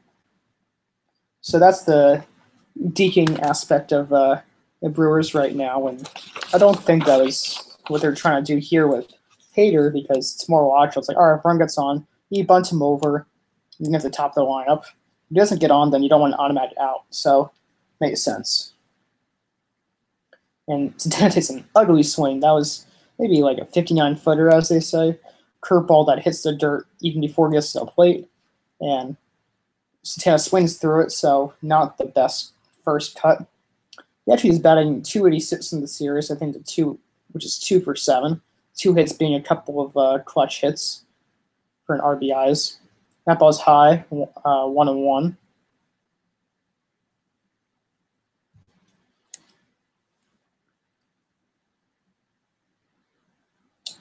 And I think both of them were, I think he has 3 RBIs in the series. That ball fouls it off, it's 1-2. And as Buck reminds us, he has hit 30 homers a year ago, so he does have the pop to hit one out. Interesting to do, but definitely against Bueller, who just throws so hard, is pretty difficult. Definitely got to get a hanger to do that. If he was throwing the fastball there, so I wonder if he's looking breaking ball right now, but it's a little bit risky with 2 strikes. He's throwing a fastball. He lays off, 2-2. It was interesting right before Santana steps to the plate, and after they put Hitter back in the dugout, Walker Buehler, obviously, his last name reminds probably most viewers or most people Ferris Bueller. So the whole Walker Buehler's day off or pitching performance, or so they had all the Dodgers lineup, and they were saying going through the last names, and they say Bueller, and they have the same guy doing it too. They struck him out on a high curveball. So that was kind of his pitch to hit. Wow, he was 7 Ks. Did not realize that. So second out, you were pitching very dominant. Besides here's some records from the series: 146 strikeouts and 76 pitchers used. Jesus, 76. That doesn't make a lot of sense. That's too many. Okay, you can't be that. But 146 strikeouts. That's insane. And it's not even the end of Game 7, and they already just has so much. There's a ball outside, 1-0 to Lorenzo Cain. Interesting to see how far they'll go with him. He has already pitched 4 2/3 strong. He has looked very, very sharp. There's a curveball, and Cain lines it for a double down the line. And let's see if he tries to go for 3. No, he's not going to go for 3, as he leisurely goes a second. Didn't really seem like he got out of the box too hard. All the Brewers are doing this right now, hey, give me that. Money, I think it's a money sign or something, or give me the dough, and then he does it back, and it's like a rally thing. But yeah, there's a runner in the mound, and you got to feel for Buehler. Want him to get to 5 strong, but it only goes 4 2/3. You got to put a reliever in there. I think they're gonna put in Julio Urias, the 21-year-old, to face NL MVP Christian Yelich, who was pretty unfazed by lefties. So. Yeah. And we head to with the short pitching change. I'll put on some music, but do not go away. My 0 viewers right now.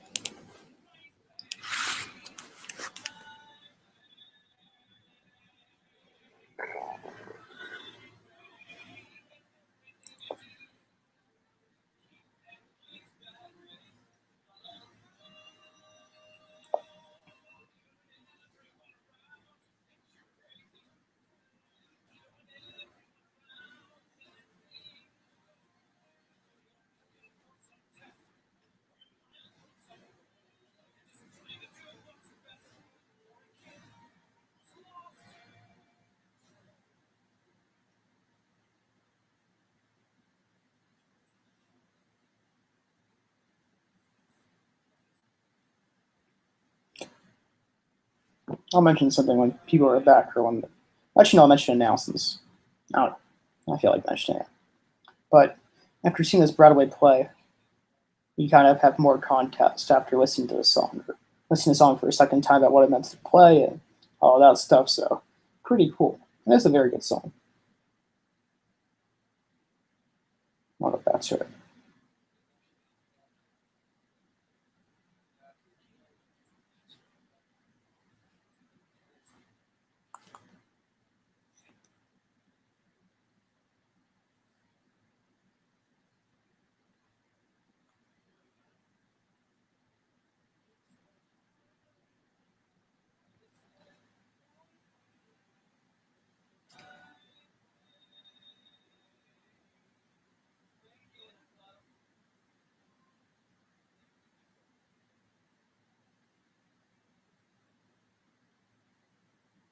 All right, we are back, and Christian Yelich is up at the plate, and we did not miss anything, so that's good. I was right. Urias is in, number 7. There's a fastball in the corner. That's actually a pretty good pitch for him to hit, but he does not budge. It's not an awful pitch from Urias, but you got to be careful. Throw a lefty an inside fastball as they can really rope him. But nonetheless, gets a strike out of it, so no harm, no foul. Without trying not to do a pun there, but followed through. So this might be Julio Urias' most important moment in his brief major league career. Swings through a 95-mile-per-hour fastball 0-2. And yeah, Urias seen as the next Kershaw.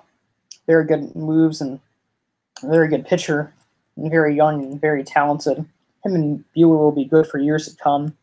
Kershaw can opt out of his large contract after the season, still being paid a hefty amount after the, I believe, 7-year, $210 million deal he received a couple years ago. It's an opt out. And is that going to drop? And whoa! What? Taylor makes a grab! What? He slid and the ball was over his head like this, and that was insane. What? Jesus Christ, I thought that was gonna land after he. What? That's a game-saving grab. He was I'm sure my friend Cody right now, who's 2 floors down, is probably yelling his head off, even waking up all his roommates. He's a Dodgers fan, of course, but yeah, he was imagine my hand here, but I can't really do it because I'm so close. It's above his head. And he was running back, and he was falling down, and oh my God, to see the play is so good. He was and he caught it like this as he's falling back and running hard, and wow, what a grab! But with that, the Brewers strand one, the possible game-tying double right there, maybe even triple as we head to the top of the 6th. And since no one's watching, I'm just gonna see it as a line driver or a fly. I think it's a fly up, but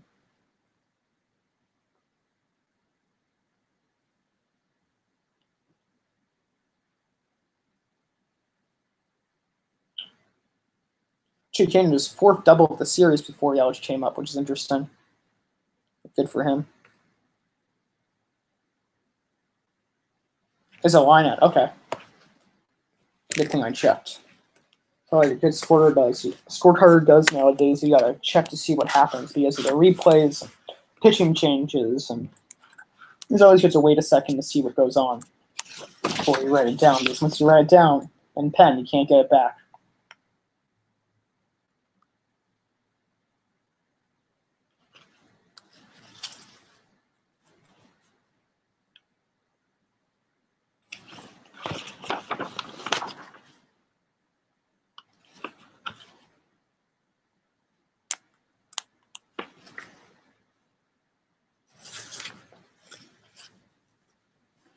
So Urias comes in and gets the job done with one batter face in the lineup. So interesting to see if he pitches net sitting as well. I'll put on some music for you guys.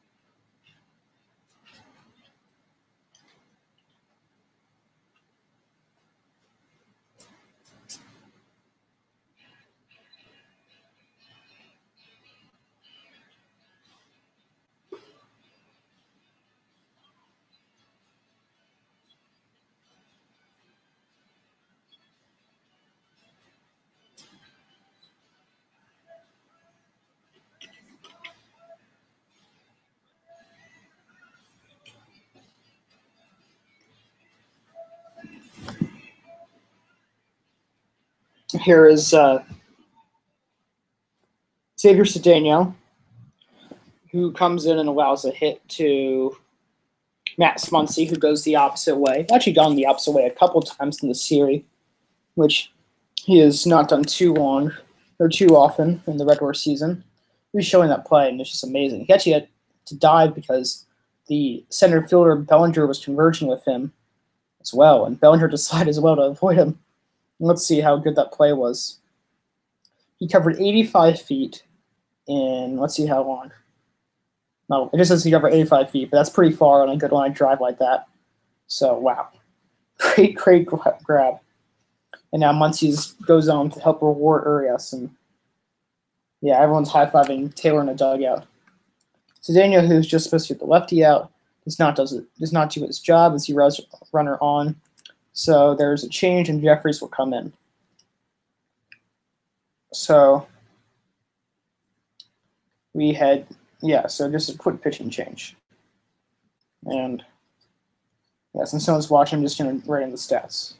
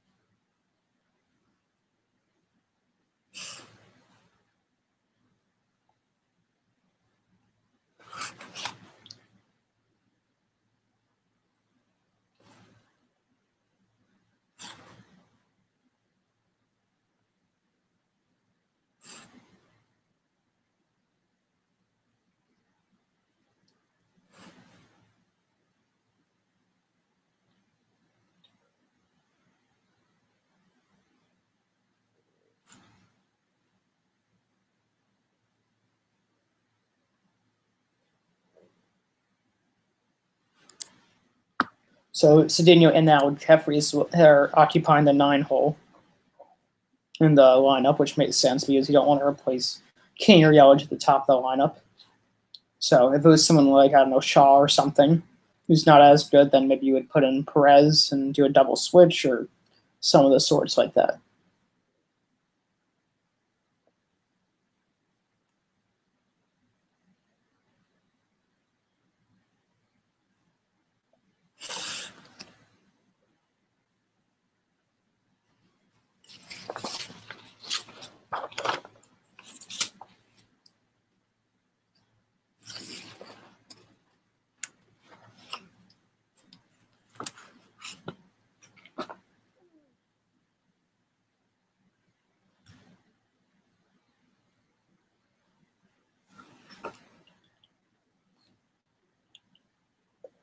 Here is Jeremy Jeffries. This is, wow. Not been the best series for him. 6 2/3, 13 hits, 4 runs, 9 strikeouts, and 3 walks. And Turner rips a single into left field. And, the first 2 are on. I don't really know why they put him in. I mean, the Dodgers have seen him a lot. So, I mean, he's gone out of big jams. But he's also allowed a lot of inherited runners to score. So, maybe put him in during the clean inning. I don't know. I mean, you're not the best guy to go to. So, I mean, Hader's just unbelievable. Once you see less quality relievers a bunch of times, you kind of get used to them. You kind of know what they're about. Hit well against them. That's kind of been the case for Jeremy Jeffries. Now here's Machado, so that does not look good for him. You'd not be worried if maybe Hader was up, but Jeffries, who's just been so hittable against them, Machado fouls it off. 0-1. They got to admit, Jeffries has been probably the second best reliever in the National League this year to Hader, so it's more than capable of getting out of this jam. But it's just the numbers the Dodgers have in the series against him it's pretty good. So, yeah. Chow's actually batting .320 in the series up until this bat. He will pop it up. Who's going to catch it? It will be Yelich.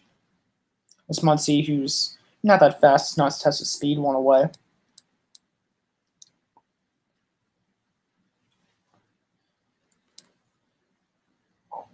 Let's see if the Dodgers capitalize here. Bellinger, who put the Dodgers on the board today with 2-run homers, now up again. You gotta think if he would be maybe MVP of this series. So he had a couple of game-saving grab in a game-winning hit, walk-off that is, in Game 4. This game could be the very reason why the Dodgers win if they hold on. So, sure, Bellinger's up 40. Well, he's only batting .217, so I don't even know. Maybe Machado? I don't know. And then he grounds to the second, flips to the short, onto first, but Bellinger's too fast, so they only get one. Once he makes a turn at third, but he does not budge. So, good thing Bellinger's speed. It was kind of a high hit ground ball, so no chance against Bellinger, who easily beat that throw to first. But it's also kind of good because Bellinger runs better than Machado.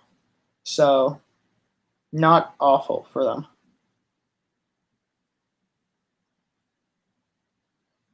The announcers are right. Jeffries, even though the hit, has done a good job. As now Puig is up the plate, who has doubled and ground into a double play. He's also not made some best defensive plays as he missed a home run just by a little bit and leaped at a ball that he could have caught if he just went back a bit. And that ball is swung and a miss. It was a pitch pretty high and inside.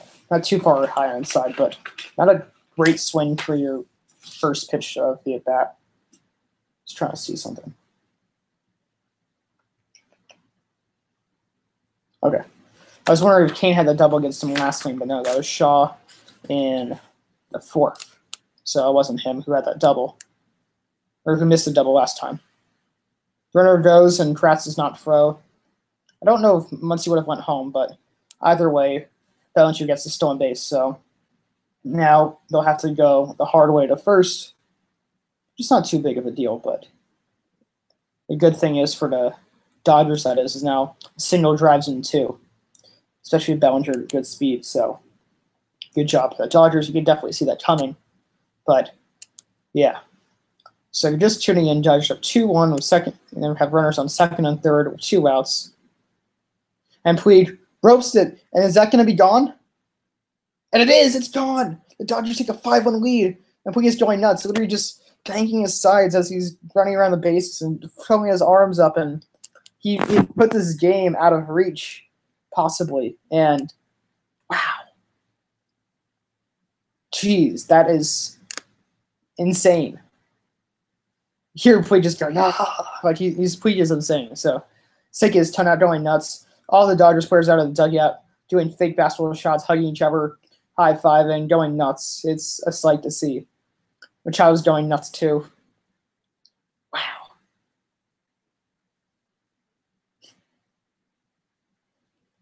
Machado's yelling at the fans. Puig is banging his chest. It is chaos in the Dodgers dugout right now. Wow. Jeez, he bat flipped that right after he hit the homer. He knew it right away. He stopped, stared into bat flip. That's, whew. Like I said, see a reliever enough times and he's not named Josh Hader, you will absolutely crush him. So, yeah, Jeffries got smoked right there. Brewers still not out of it, but it does not look very good for them at all. 4 runs is very hard to catch up in postseason. This ball low is now 2-0 count to Chris Taylor. Don't pause. I want to see his bat flip. No. Oh, why do you have to pause right there? Darn. I could always watch it on replay. Yeah, counts are, you can see him just grimace, just like, ugh, it's not good. Now 3-0 count to Chris Taylor.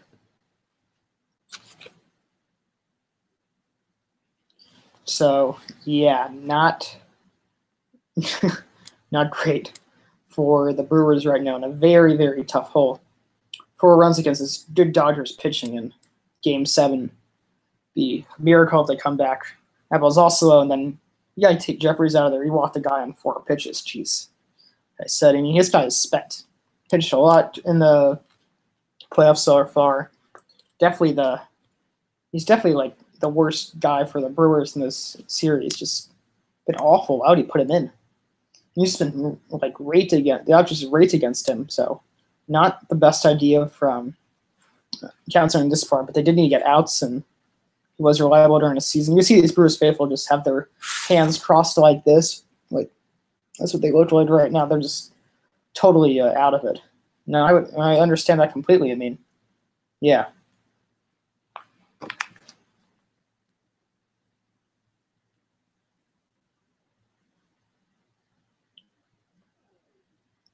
And the Dodgers got by Hader. Like they didn't do well off him, but as soon as Hader got out, kept attacking this Brewers pitching. So good job on the Dodgers part.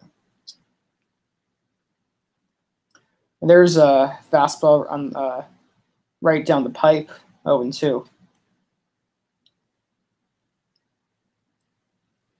Ryan Madsen's in the bullpen, so it looks like Urias just got that one batter out. Interesting to see if he gets the win. If the Dodgers hold on. If the starters not go full 5 innings, they have to lead after that. And that's right down the pipe for strike 3. So, yeah, the Dodgers are retired, but not before they capitalize on a 3-run home run strand 1. As we head to the bottom of the 6th inning, and I'll play some more music for you guys.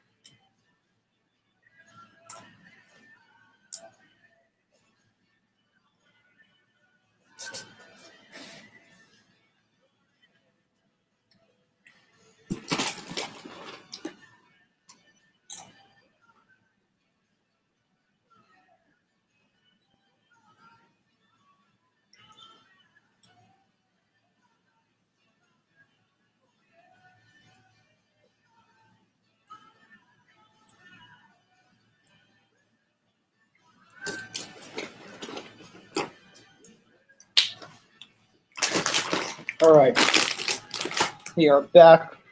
Ryan Madsen's pitching to Ryan Braun. Throws a strike in the outside corner, 0-1. Sorry, I was pretty hungry, and that's why I'm a little bit late back. But nonetheless, we did not miss anything, and I covered it, so all good. No harm, no foul. I don't miss a pitch or anything like that. But anyway, Urias just jobbed me in that 1 out, albeit very tough out. There's a ball low, 1-1.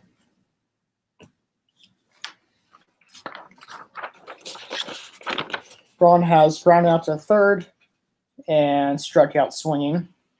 So he's 0 for 2 in the night and is in a 1-1 count. And that ball's low and outside. 2-1 as the curveball misses. Like I said, the Brewers are not out of this. They have the middle of the order up, and they still have 4 innings to get 4 runs, and this offense is more than capable of doing that. And I'm sure the Dodgers relievers are tired as well. So, yeah, it's definitely possible, but it will be difficult. There's a fastball outside, 3-1.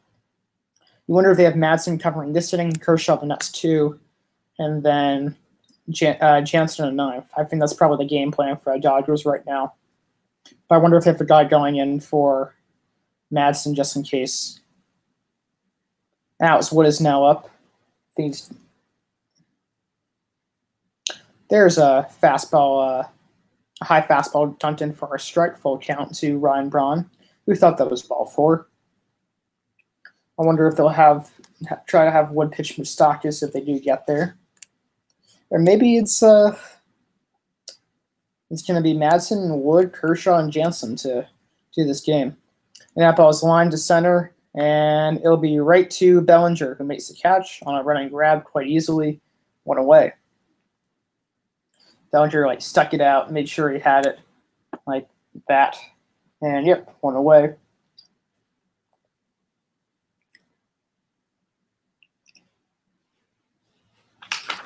Oh wait, I messed up my scorecard a bit. I've already messed it up a couple times tonight, so not one of my best. I think I had a couple perfect scorecards during the series, which means I made no errors or any sort. Maybe not in the play, but also it doesn't have to be the play. It could be just any pen marks or errors or something like that. But Shaw flies out to Taylor. He's under it, 2 away. So Madsen doing a good job right now, getting these 2 outs. After a good at-bat with Braun, it's nice to see a 1 pitch out against Travis Shaw. So 2 away as Jesus Aguilar steps up to the plate. After his 3-hit outburst yesterday with 3 RBIs, he has struck out swinging twice tonight. So baseball differs from a day-to-day basis. It could be the hero the one day and then next day do absolutely nothing and not contribute to your team. So, yeah, that's kind of the case with Jesus Aguilar right now. But still, there's a lot of game left, and he's up now. Let's see if he can do something. There's a strike in the outside corner, 0-1. I think Madsen's 38 years old, and he could throw 98 still, so jeez. Yeah, he, as Butt said, I forgot about this. He was out of the game for 3 years before being on the 2014 Royals team, doing with the A's and going to the Dodgers. A's and Dodgers made quite a number of trades, as Rich Hill was also on the team from them. Yes, and Muncy was also a former A. So kind of the Dodgers have a lot of pickups from them. That ball was high, 1-1 to Jesus Aguilar. Interesting trivia fact about him. Fastball in the outside corner, 1-2. What I mentioned earlier about Hader and how he was a bit racist and a bit against the LGBTQ plus. Jesus Aguilar defended him. He's like, hey, I know this guy. He's not that type of person any sort of way. So don't give him crap for it. He would say something if he was like that. So Jesus Aguilar has the hat trick. He strikes up for the 3rd time. Madsen gets him on off-speed pitch. Brewers are retired in order as we head to the top of the 7th inning. This game moving along.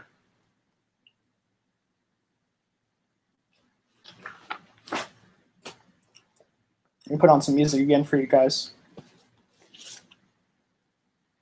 But, I really like the music idea. I can't have commercials because I don't have enough viewers or subscribers, but the music is a good way for me to just stretch and for you guys not to be bored for 2 minutes.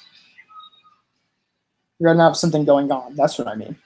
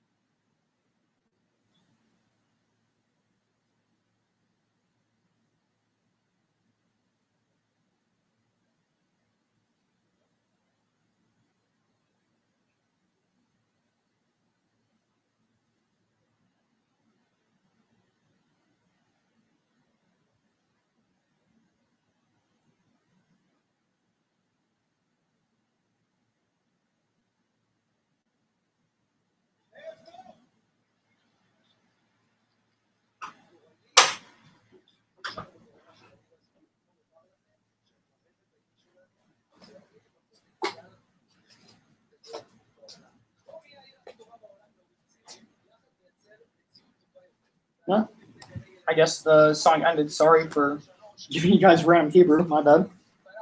It's a commercial for YouTube before the next video.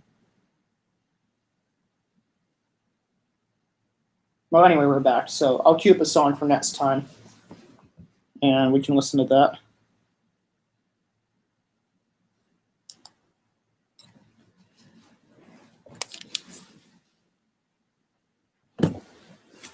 Huh. So I think the Dodgers are going to let to have Madison pitch another inning, as they have him up at the plate right now. As Jeremy, why is Jeffrey still in the game? Maybe just to get this one out. I don't know. Oh, there's a ball low, so 1-1 count. Why is he still in? There's no reason to. They crush him. What? That's pretty whack. There's a strike right down the heart of the plate. 1-2. So, what the heck? It's interesting. I think maybe it was Smoltz. I forget which announcer said it, but they were saying that, yeah, he took it straight through. Didn't even swing. Don't want to hurt yourself, so yeah. It is 2 away.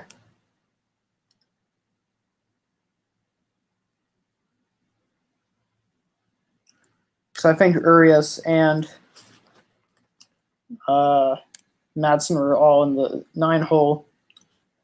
So, yeah, put that in, which is good. I was wondering about that, and I didn't want to check my iPad since I'm also doing the broadcast right now. There's a strike in the outside corner on 1, so they're still going to let him go against Kike. So, did you not learn your lesson against Puig's homer? What? That's a little weird. Okay. It's very strange. I'm very confused why he's still in the game, but all right. And okay. Ooh. Andy. Oh, so close. It was a ground ball hit to Shaw, and he barehanded it and tried to throw to first.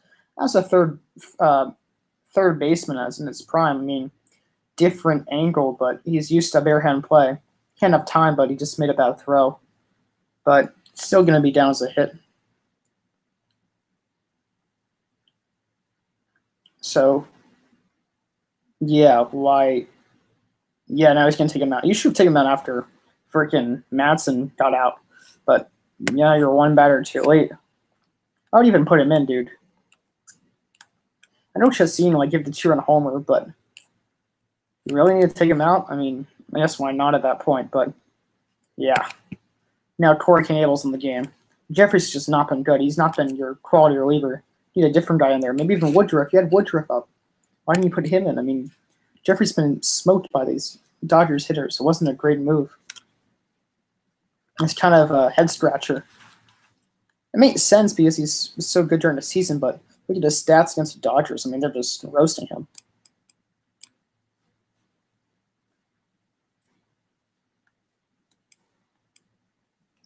Yeah, let me put on some music for you guys for this pitching change for the Brewers.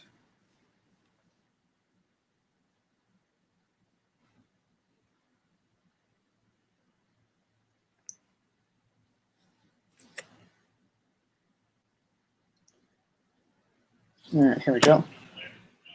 This is a part of the music video.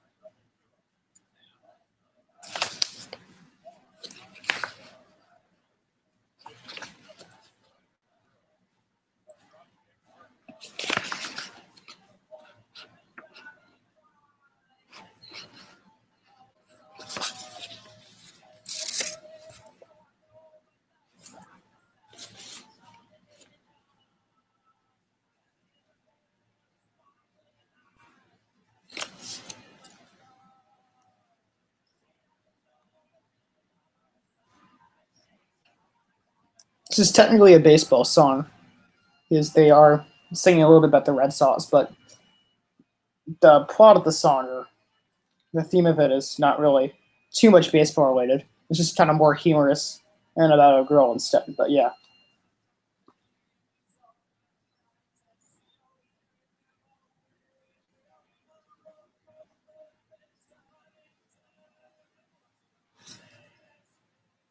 Here is Corey Knable against Matt Muncy, righty versus lefty, Muncy being the lefty. This ball high and Kratz throws down, and he gets him in time. Let's see if they'll check that. Good throw from Kratz.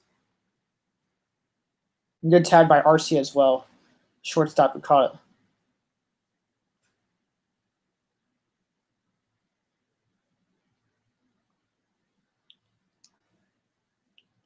Yeah, Kratz just had a very quick release. Jeez. Kratz at 30 years old can still gun it down. And he does look out. We'll see if they challenge it, but I don't think they will. Looks pretty out. Yeah, he looks out. His foot actually could have gone in a bit faster, but he kind of like held it up a bit. So, with the caught stealing, Jeffrey's line is complete. 1 and 1/3 innings, 3 hits, 2 runs, 2 earned runs, 1 walk, 2 strikeouts, 8 batters faced. And now with the strike, it's a 1-1 count on Muncy. Not a bad idea to go, but maybe wait a little bit more and then maybe, I don't know, I guess not idea. Like, oh yeah, they won't throw, they won't recognize it first pitch of the at bat, but that's not a bad strategy. He was almost safe and he got a very good jump, but Kratz's throw was just too good and Arcia's tag was just too nice. So, see, why don't you put in Nabel first, or 6 and 1/3 inning and win, 2 hits, 1 earned run, 9 strikeouts, 2 walks. I mean, that guy is just so much better than Jeffries. He's really just been like an automatic loss, or L as they say. Whenever he comes up, he's been awful. Muncy's is out in front on a curveball, now 2-2. So, yeah, not the best idea to have Jeffries in the game. Well, that's kind of a head scratcher. You have Woodruff who can pitch. You have Nabel who can pitch. You have a guy who just got smacked around. I understand the pointing out Chacin, and he struck him out. And I'll just finish my thought. Chacin, like, I mean, he went 2 innings, he was up again, and you got to get the runs back that you're down against the Dodgers. You want a good guy up, like Scope, to get the hit, and it makes sense. But you can't put in Jeffries, who's just been smacked around by them. I mean, he's like your last resort at this point. Like, out of all your Villa guys, what do you put in him? You can put in Nabel, who's great, or Woodruff, who's great. Don't put Jeffries in. Not smart. But anyway, that's 2020, and managers have a better idea, know their players better, so all of those factors. And Craig Counsellor is still a good manager and a good year, but yeah, let me put in the music again. So you head to the bottom of the 7th inning. Dodgers still up. Dodgers up 5-1.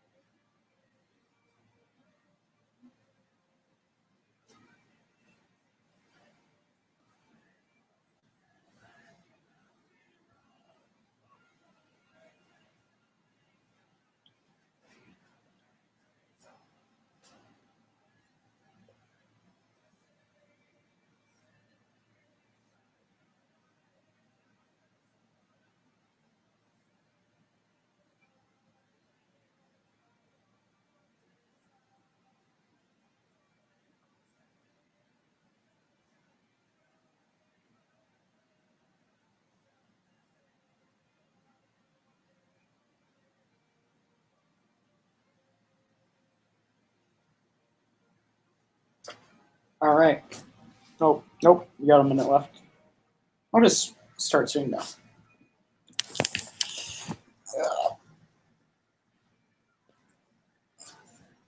I'm gonna do a lot of stretching. It's a lot of sitting. Get pretty stiff from it.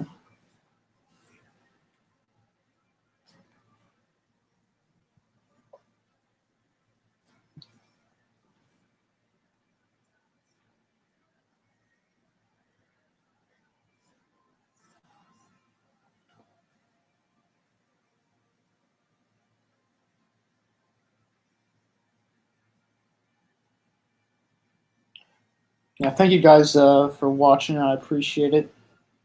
2 viewers right now. I have an idea of who they are, but yeah, thank you.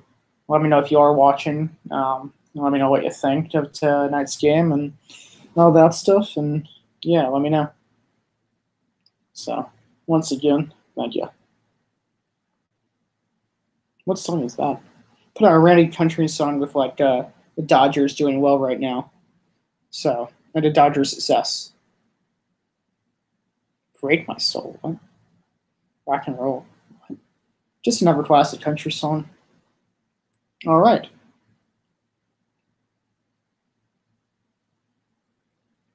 So the Dodgers, who did not bank on the home run ball this series, have had 2 tonight as their opportunities to score. Madsen throws a ball inside, and Sid is 1-0. In the bottom of the 7th inning, Dodgers up 5-1, and Mike Bustak is up the plate, who is 1 for 2 in this game.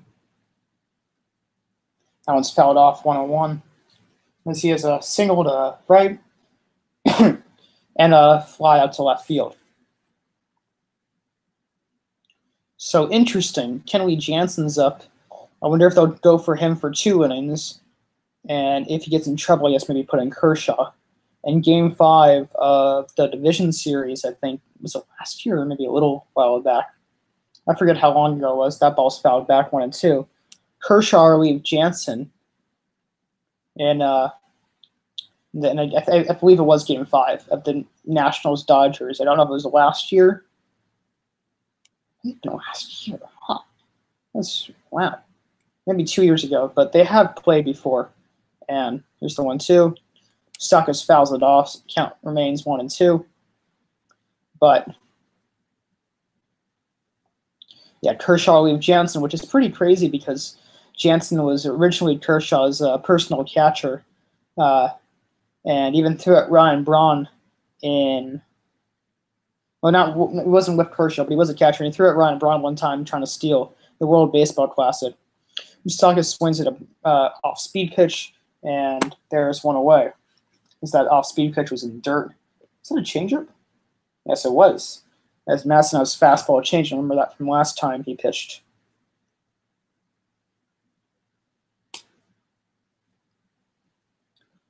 So, Dodgers bullpen doing a nice job as Eric Kraft is up at the plate. And Kraft grounds it to Machado, throws to first, right in the chest. There's 2 away. These Brewers look all but finish. That 5th was their inning, and then the Dodgers capitalized in the 6th, and since then, it's all been downhill for the Brewers. So, yeah, they look all but finished right now. But, I mean, like I said, they still have 7 outs remaining to get these 4 runs. Well, really, 6 outs because they got 7 then. 7's out left. Okay, well. Within those 7 outs, they need to score 4 runs. So, yeah. Let's go with that.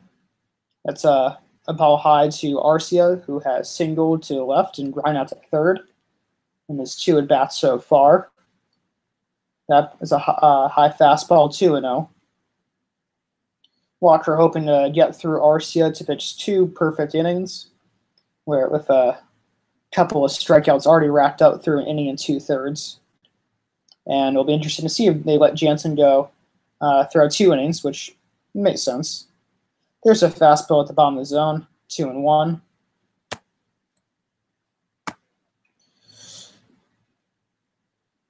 I think Arcio was actually demoted this year, and because of his poor hitting, and it's amazing because he's kind of the only Brewers guy batting like 300 for them. There's a changeup that just misses for a strike, 3-1. So, I mean, he's been next in the playoffs, and maybe this is good promise for next year, showing that he can hit a bit. The Brewers, who had a lack of quality infielders. And that ball's lined into the gap, and Tweed cuts it off as RCA will be limited to a single. And there's one on with 2 outs. And like I said, it's not over till the fat lady sings, as they say. So this game isn't over until the last out. And these Brewers still back in it. Let's see who's going to bat for Corey Knebel. And Madsen will be out of the game. So, and they're going to have Jansen pitch, so let's see if they let Jansen go for the last 7 outs. They'll have Kershaw close or something, but he's not really used to pitching more than 1 inning, so that will be intriguing to see. And let me put on some music for the pitching change.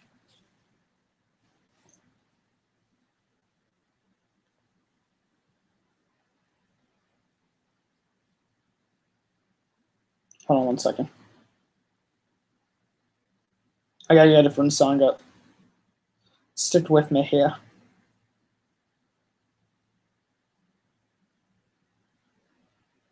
And I've already played that. Oh, I know one. Okay. Don't worry, you guys. I got a good song to play.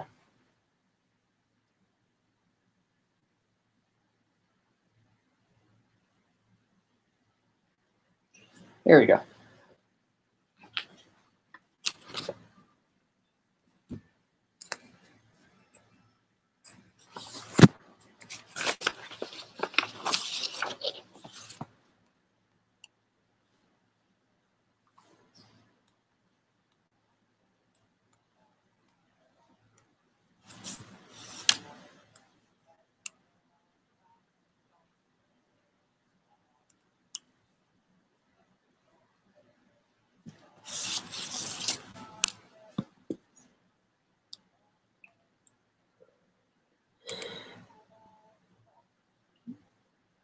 Definitely see why I got really overheated during that 5-hour and 15-minute game, because I was just sitting down for so long. And even right now, it's just like, it's a bit difficult to lay down like this and have a computer in my lap, and I really got to stretch up hitting. So that's a good strategy, since I don't like cramp up or stiffen up, and I don't get overheated or anything like that. So I'm not in the same place for like 5 hours straight or something. I did walk around, but not as much when I came into my room. So, yeah, that was an intense game. I guess I was more into it, but I would say that. But, yeah. So, we are about to get back. Just wait till we get to the field. So, the last day of the World Series. The World Series will not go in November this year, as it has been in past years. I think last year, too. If there is a Game 7, it will happen on Halloween. Well, it'll be November here, but there it won't. And here's Curtis Granderson. Oh, that's their other guy they have.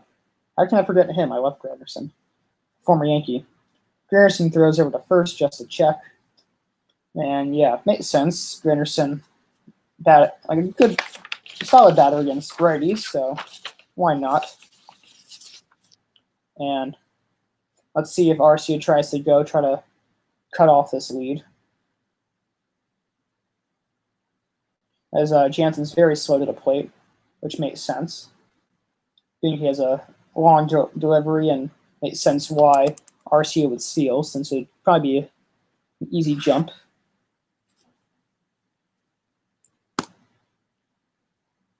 Let's go check something.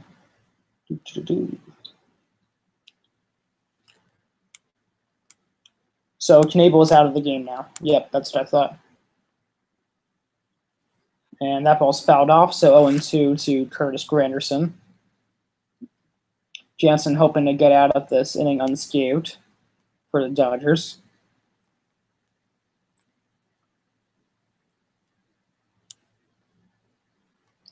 Yeah, and Joe Buck just said that the reason why you have Jansen now is just in case you have Kershaw to close it out. So, bit risky per se, but I mean Jansen is better runners on, so why not? But and Kershaw's done well in the past like that, but still pretty insane that Kershaw would close out a game as poor as this, even though it's not his role. But Roberts isn't faith in him. He's done in the past, so he's playing Kershaw, so you can trust the guy.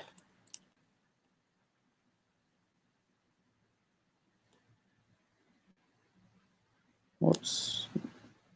Actually putting Jansen on the Brewers side, which is not good. We've already made a bunch of mistakes in the scorecard, but of course still gonna go with it.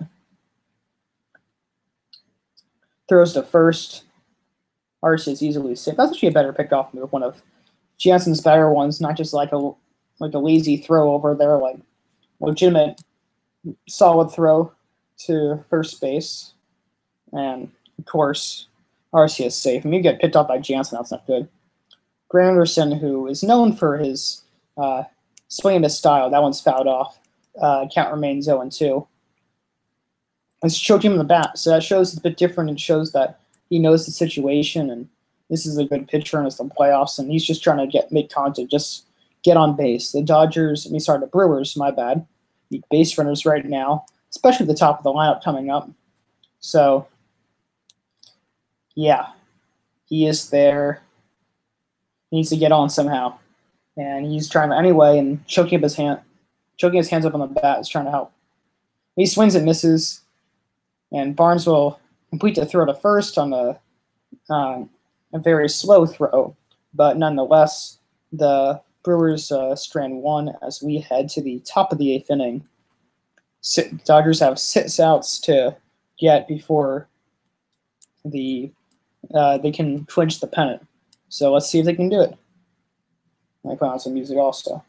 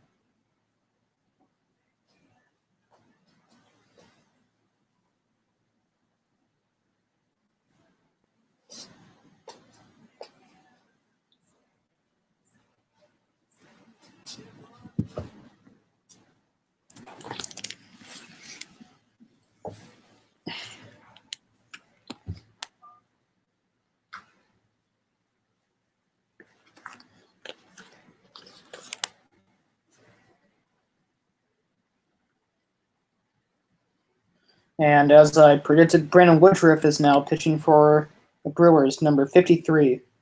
15 strikeouts in 10 2/3 innings, so pretty solid. There's a strike at the top of the zone at 97 miles per hour. That's 0-1 count on Justin Turner, who leads off the 8th inning. Dodgers up 5-1 and 6 outs away from victory. 6 Brewers outs, that is.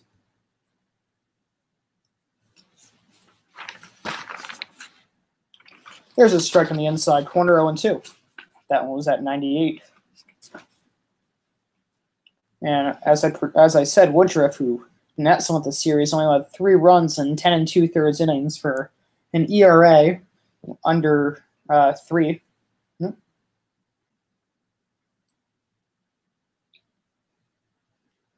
Interesting. They did say that ball's high, 1-2. Actually, they also have Corbin Burns, who's great as well. Why didn't they put him in? Maybe he pitched the other day, but still, what? They have so many guys, and why would he put in Jeffries? It's just that's the mistake that he made. But I mean, it's hindsight, and he was the second best reliever, but all that stuff. So, yeah, makes sense that he can't complain counsel completely. He's also a new manager. Got the Spurs to 96 wins, and to the games in the championship series, and all that stuff. That ball was fouled off, by the way. Cameraman's 1-2, but you got to think like this guy's getting destroyed out there, and let me not put him in this situation. Yeah. Now Woodruff, who could have pitched way earlier in the game, is now pitching now, and about 6 innings too late, or 5 innings too late. Yeah, that ball's again fouled back. So Turner having a good at bat. So it'll be the 6th pitch of the at bat. Count's still 1-2. Turner today has walked, struck out, singled. Sorry, I was thinking Monty's he hit into no play, lined out to left field, and singled and scored a run. His signal was to left field. So he's 1 for 3 for runs, a pretty solid day so far. Swings and misses at a fastball, so his day just got a little bit worse, and Woodruff a little bit better, as there is 1 away.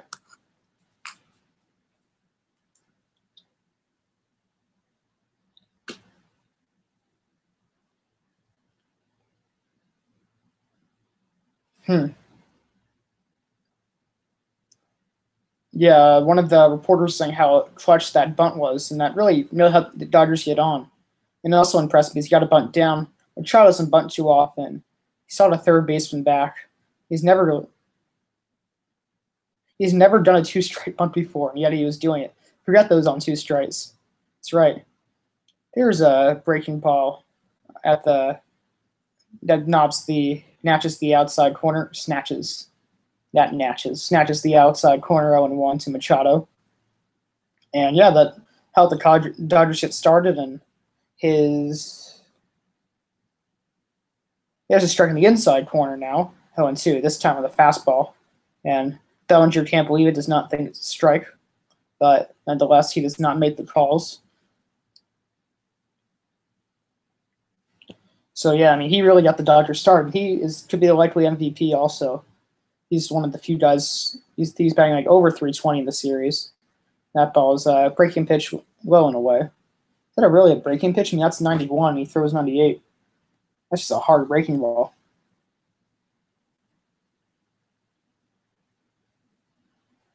I would say, but I don't know if Machado would be MVP. It's kind of tough to tell. There's kind of a lot of guys doing decent.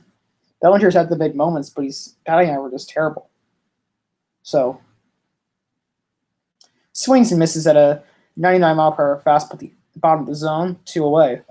But like I said, Woodruff's been so dominant. This is why they should have put him with Jansen. I mean, after Jeffries, my bad. The Dodgers, but anyway, we can keep saying this. That is the crucial mistake of this Game 7. Besides Bellinger's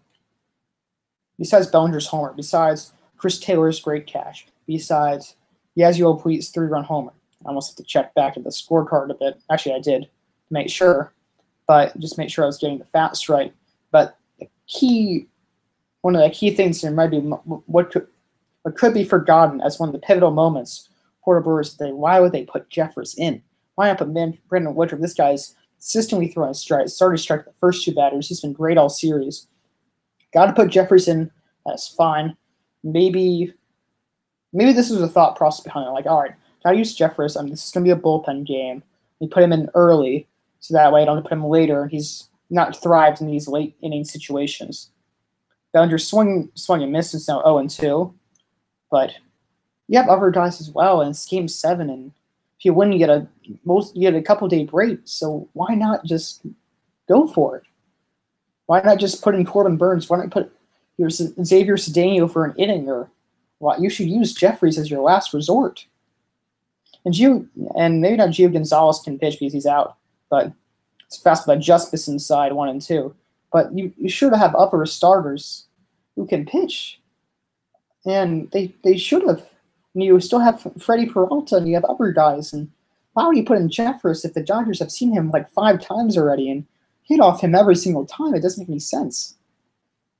So just that thought process behind it, you think like he must plan it out, plan these strategies out before the game, but you don't think about that. You don't think about like that fastball also misses inside 2 and 2. You don't think about the key situations. You don't think about how these relievers are doing. Maybe he did, but he didn't take that into consideration. Didn't take into consideration that although Jeffers has been great, he's been just destroyed. And you should know is the fact that if you face your reliever enough times that they're going to hit off you, unless your name is like Josh Hader or you're crazy like Woodruff. And Jeffries is amazing in his own right, but he's just been awful against them. And Bellinger waits on that off-speed pitch and fouls it off. Good piece of hitting from there. Stay alive. Robert's nodding his head in agreement because he can hear me all the way from Los Angeles, not because of what Bellinger did. It's all because of me, pat him the shoulder, pat him back. And Woodruff hoping to sense it above the 8th, and Brewers hoping to come back from a 4-run deficit as Bellinger swings and misses at a 97-mile-per-hour fastball just off the plate.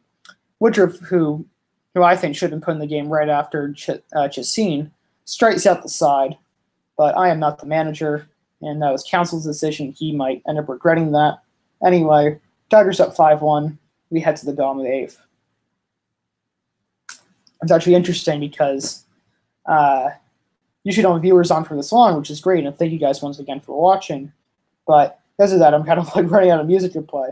So I'm just going to try like some new songs, and that's also not bad because I can listen to some new baseball songs as well. So, yeah. I know one, but I don't really enjoy it too much. But it is a song, so why not?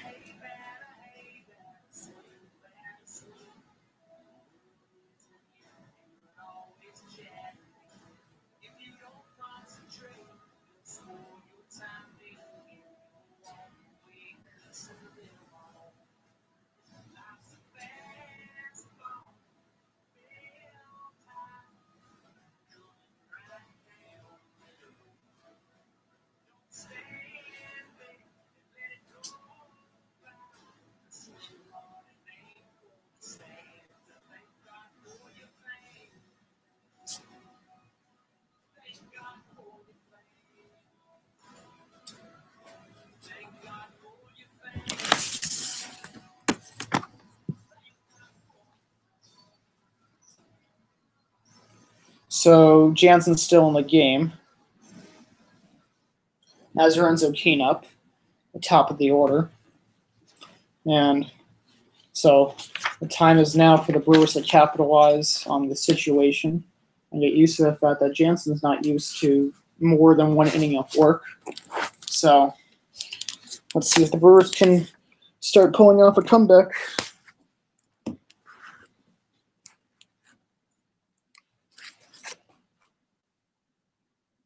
That ball is low now. Counts 1-1. The leadoff hitter, Lorenzo Kane. Yelich is on deck.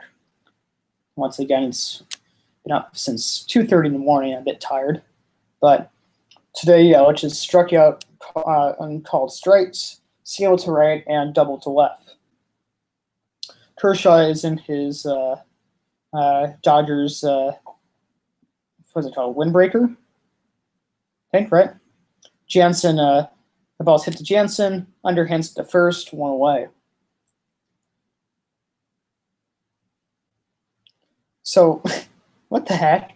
So, usually if a guy in the bullpen who is warming up, right, and Kershaw's the guy to do it. So, Kershaw was warming up. I've never seen that before. That's hilarious. It's actually pretty smart. He's like, hey, get him some throws in the actual field. Kershaw doing some arm bands and getting warm. He looks like he might close this one out. So I wonder if he would come in relief of Jansen or you just start the inning. That's interesting. So it'll be interesting to see how this happens. And I'm sure with a 4-run lead, Kershaw should not be able to give all 4 runs back if the Dodgers hold on in the 8th. There's a fastball right there, and it's 0-1. Yeah, Brewers have not done too much damage since the line out from Yelich his last time up that would have tied the game. And maybe definitely would have prolonged the inning and would have given them another chance to add on. It's really the difference maker so far. Jansen pauses and then in his windup and then goes, and there's strike 2 right down in the inside corner, or inside part of the plate rather, as it's now 0-2. So Jansen is 6'5", 275 pounds, and 31 years old. I did not realize he was that tall and weighed that much, but he is a big guy, and he's always looked a bit big, but I didn't realize he was that big. That's pretty crazy. And Yelich should not go on that breaking ball. That's just now 1-2. We will have to see Yelich get on, as that way he can prolong the inning, and we really need base runners at this moment. So yeah, that's what they need right now.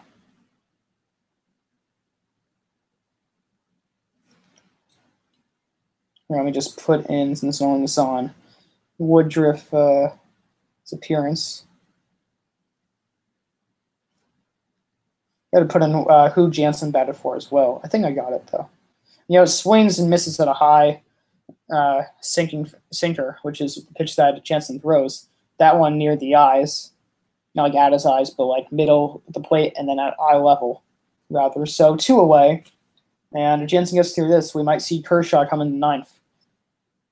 Yeah, that ball was, like at his neck. My bad, not the eyes, but yeah, not great. So Kershaw is warming up, so I think he will come in the 9th, and that's very exciting, as he will close this one out in a non-save situation. And it's interesting. Well, that's also, the announcer just made a good point. This would be kind of Kershaw's side day, as they say. That ball's high, I want to know. Usually a pitcher throws a bullpen in between 5 days of rest and in like a simulated game or so. So they usually throw about 15 pitches or something like that, and that's what Kershaw is doing now. Although he's going to throw a little more since he has the ball to practice pitches, so makes sense why you would never really put a pitcher on the mound during their practice day. Here's the 1-0. That ball swung and missed, and it's now 1-1. And what was I going to say? Yeah, I forgot what I was going to say. My bad. Kershaw, number 22, making his third appearance in this national. Going to make his third appearance in the National League Championship Series. Most likely to pitch the 9th inning, or at least warm up the side if Jansen gets in trouble. There's a strike at the bottom of the zone, 1 and 2. That pitch is 96 miles per hour. Imagine that, like a 96 mile per hour, like, actually, no, it's not a sinker, it's a cutter. Yeah. So, yeah. He's like he's just insane, Jansen. I mean, there's a couple one-pitch pitchers out right now, like Britton and it's Britton and Jansen. Chapman used to be that, but now he relies more on the slider. Swainson misses at a fastball way outside and high, and Jansen has an easy 1-2-3 inning as we head to the top of the 9th inning. The Dodgers are 3 Brewers out of the way from clinching the pennant.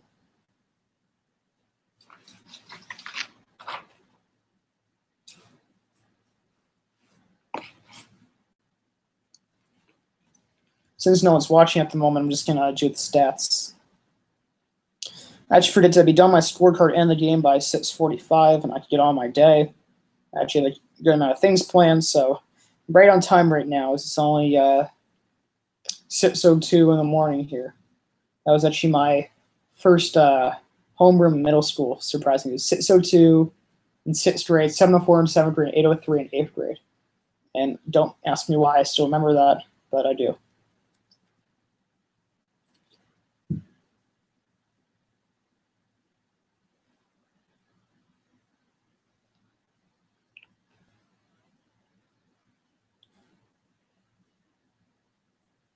Okay, so Jansen did replace Madsen, which is what I was looking for.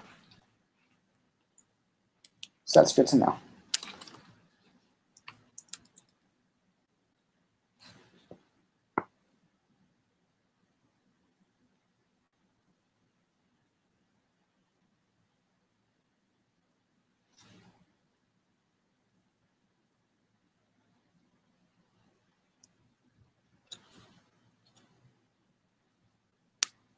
He's made a lot of mistakes on this scorecard. It's not like awful, but it just kind of adds up, and I don't like making mistakes. Just like missed amount of hits Bueller had, and I misspelled I kind of like wrote the name of Hunter Wendelstedt too small, and I said that Bueller had 2 at-bats instead of 1. And what else did I do? Oh, the worst one I did was actually had Muncy scored in the 6th, but I was actually Turner after the right down no run next to it. And then I also didn't write the amount of strikeouts right for Jeffries, and I also originally put in Jansen for Granderson's spot. So a good amount of like stuff I've messed up today. Still not an awful looking scorecard when you like comparatively to pros and all that stuff. I mean, I probably have one of the best, but yeah, not the best of my scorecards tonight. So it'll be interesting to see if Brandon Woodruff's still in the game. I'm sure he might be. I mean, why not finish out this game? Hold it close. He struck at the side. He's pitching well.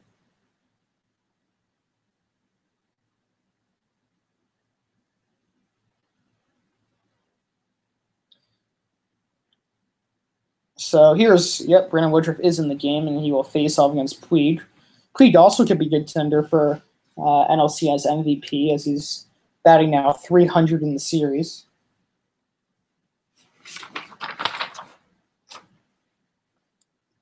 And as I mentioned before, the Dodgers are 3 Brewers out of ways from clinching their second consecutive postseason berth. The last time they had consecutive postseason berths or World Series clinchers, that's what I meant, my bad. That ball's inside now, 2-0. Was 1977 and 1978 against the Yankees. Really, the difference maker in this game has been the homer from Puig. I mean, and also the game-saving catch from Taylor and left. I mean, imagine what the game would have been like if he had made that play. So, a lot of factors. That's what you love about baseball. Just striking the inside corner or inside part of the zone, 2-1. Wasn't on the corners, but off it. So that's why I said inside part of the zone.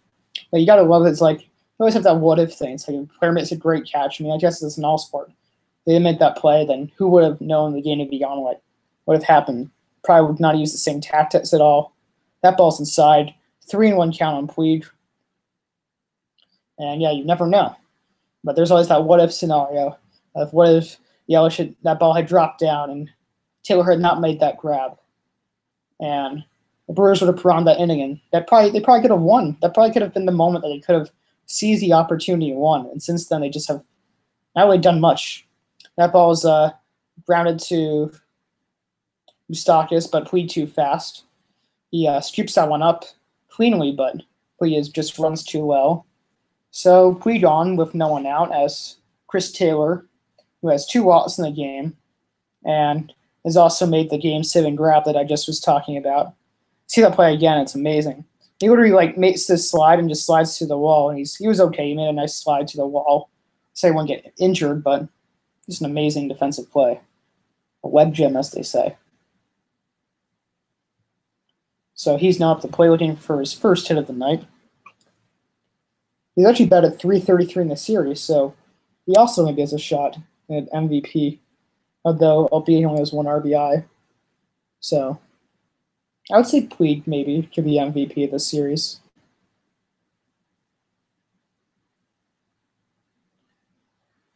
And Taylor got on, but let's see how.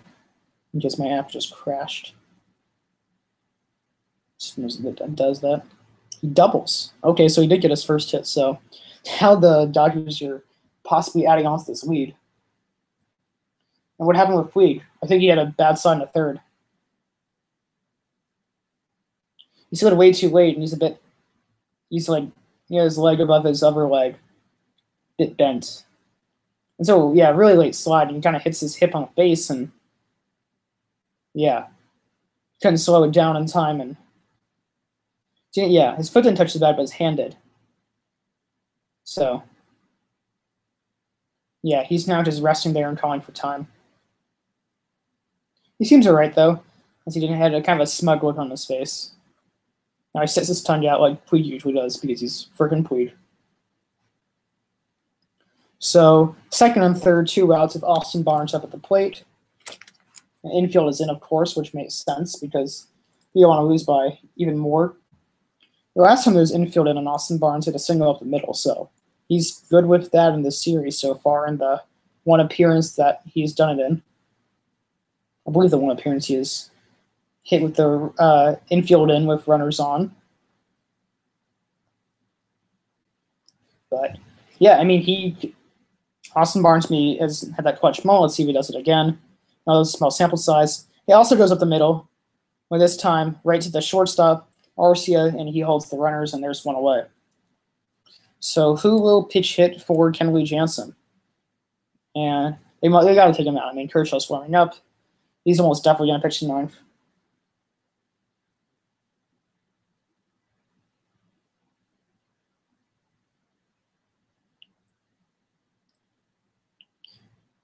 Matt Kemp. Okay, I mean, Kemp's going to be walked to load the bases, so now so Kershaw no longer up, and now it's Wood up. So I guess if they are up by more, then they may just put out Wood. I guess it makes sense. But however, Kemp is he was intentionally walked, so his bases loaded. The Brewers are looking for a double play with Kike Hernandez up. We'll have to get out of this inning unscathed and hold the Dodgers lead to 4 and have to do it all in the bottom of the 9th. While they win this game in a walk-off and got to tie it up to keep their postseason hopes alive. So now Kershaw and Wood are pitching side to side. I think if he out of this jam without being unscathed, then Kershaw will pitch. Then the Brewers, that is, if they get out of this jam unscathed, the Brewers will pitch. But if the Dodgers do get some runs on the board, then just put Alex Wood, say Kershaw for Game 1 of the World Series. Him versus Sale, that'll be real. 2 best left-handed pitchers in baseball. That ball is popped up. You almost wish to see a little bit more, but it would be really cool to see Kershaw have to close it out. I wonder if he still would pitch Game 1. That'd be interesting to see, even though he would only be on. He'd be on 3 days of rest. He's only throwing an inning, so why not? He still might go. This would be the best of both worlds, but I'm sure the Dodgers would like to rest him for that if it is possible. And so this game is almost completely in lock, which it basically is. I'm sure 5 runs would be a difference maker. That ball is line foul, the grounded foul, rather. So 0-2 count on Kike.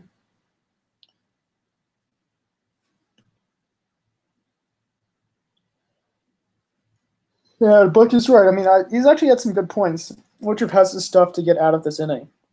He is good enough.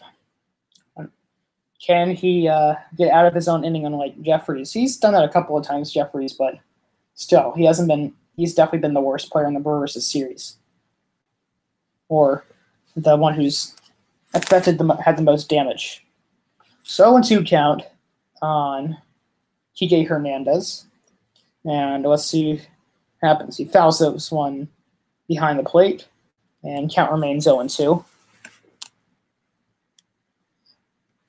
And Buck is right. I mean, Kike goes for the long ball every time he's up, so it's still a good swing. I mean, usually look for a pitch low for a long ball.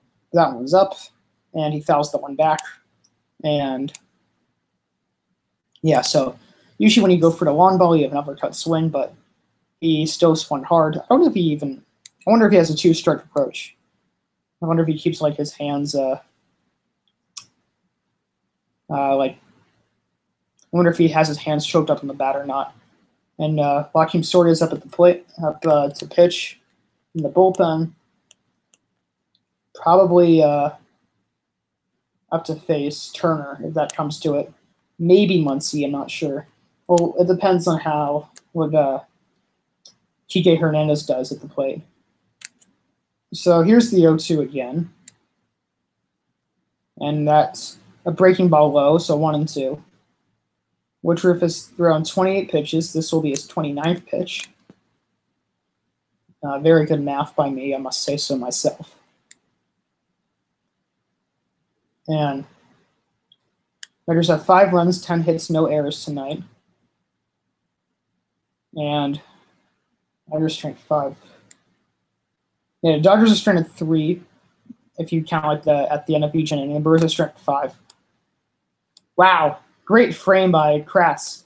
That was a fastball high, and he you could easily see that his glove went down, but he got the strike. So it wasn't even a good frame. It was like that ball was high and outside, and just like he moved it like to the middle of the plate. It's like one of those Little League frames, and he got the call. He was so frustrated. He didn't want to see anything because he knows how important he is in this game, and I'm sure he's going to take it out on something in the dugout. That would drive me insane, too. So Muncy in the regular season and postseason, basically regular season, he went 2 for 7 with a double and grand slam. Postseason batting 182 with no RBIs if the base is loaded.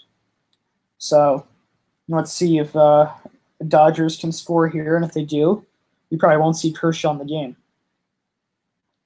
There's a breaking pitch high and outside, 1-0. That was Woodruff's 30th pitch, so got to think he's getting tired, and this is probably his last batter no matter what. Probably only granted this batter to Muncy since he got out Kike. So, actually really like saying Kike. He's actually a pretty fun name. So, it's always good. I like his name, and he's a pretty chill dude. Calls Chase Utley the longtime Philly and Dodger. Well, now he hasn't been on Dodgers too long, but he's known for the Dodgers. Actually, as known as the Chase Utley rule. That's a breaking pitch high and outside. Counts 2-0. He's known as for the Chase Utley rule, which is let's see. What's he gonna say? What's he saying? Geez, sorry, it's so early. Sometimes I forget what I'm saying. Oh yeah, I was talking about that's a never breaking ball in the dirt. So you always have to throw a fastball here. You want to throw green light Muncy, and hey, why not? But it's also bases loaded, and you do want the walk and get a run. Then you could use any runs, but it'll be interesting to see if the green light him, which means let him swing on a 3-0 pitch. But more about the Utley rule, he slid in hard to Ruben Tejada, the Dodgers-Mets series in 2015, and he broke his he broke his part of his leg, and after that, now the runners have decided to base rather than just go for their legs and spite them. There's a fastball right down the pipe at 95. Muncy was taking all the way, probably told him by his third base coach. Maybe probably not his decision. Kershaw is done warming up. He is ready to go. So you got to imagine that it's pretty much Dodgers don't score. Woodruff's Dodgers don't score this inning, then Kershaw's in. If they do score, then Wood is in. So 3-1 count on Muncy. Brewers faithful, hoping that Dodgers don't score another run. Woodruff's already thrown 33 pitches, hoping to get out of this long inning for him. Hoping the Dodgers don't score another run. And he would probably be taking on the game after that. So here it comes. There's a strike the bottom of the zone, full count. So the runners will be released, and that's good because it's a double can score 3, almost definitely. The speed of, well, Kemp, he has okay speed, but double can score 3 pretty easily here, and a single can score 2. Once the runners will get a head start, it's a full count and 2 outs, and that means ball 4, they score, strike out, or somehow get an out, the inning's over. If you get a hit, then you can score more. So, yeah, it makes sense that they would go. And he strikes him out. Muncy swings and misses at a fastball in the outside corner, and Woodruff is fired up. Hopefully I can help rally the Brewers together as they have one last shot to tie this game. 4 runs, that is, the bottom of the 9th, as we head to the bottom half of this frame. Clayton Kershaw is going to take the mound, and hoping to close out this ball game in a non-save situation. Dodgers up 5-1. I'll put on some music for you guys.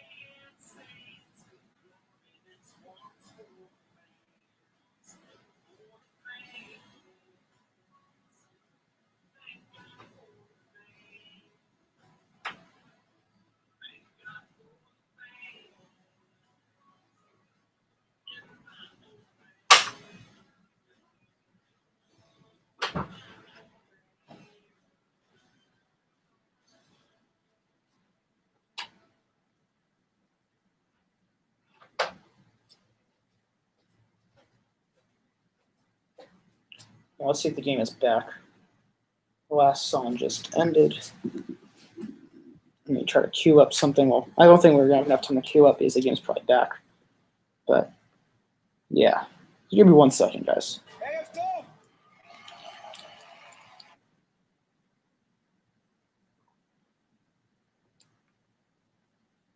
Check my other app.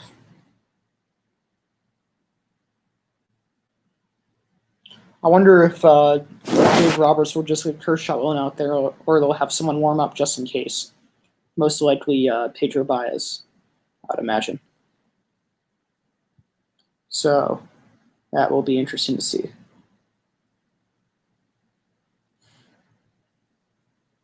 Yeah, Kershaw's definitely in the game, which is cool. You don't get to see one of the best pitchers in baseball close out a game too often.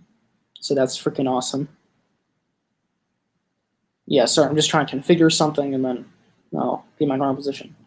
So he does replaces Matt Kemp in the order and relieves Kenley Jansen. Soon we're in Game 5, the NLCS against the Nationals, I believe they were last year or a couple years ago. It's a 1-1 count to Travis Shaw. All right, we are back. Good. Okay, this the live stream is pitch behind us. They just showed the ball. So, yeah. We'll just wait for the strike. I can tell you guys where it is via the streaming app. So you guys can see into the future of this game by one pitch. If you remember what I said before and what the strike or what the count was. Well, no, I just gave it away. Here's a high strike 1-1, unsurprisingly, as I saw from the app.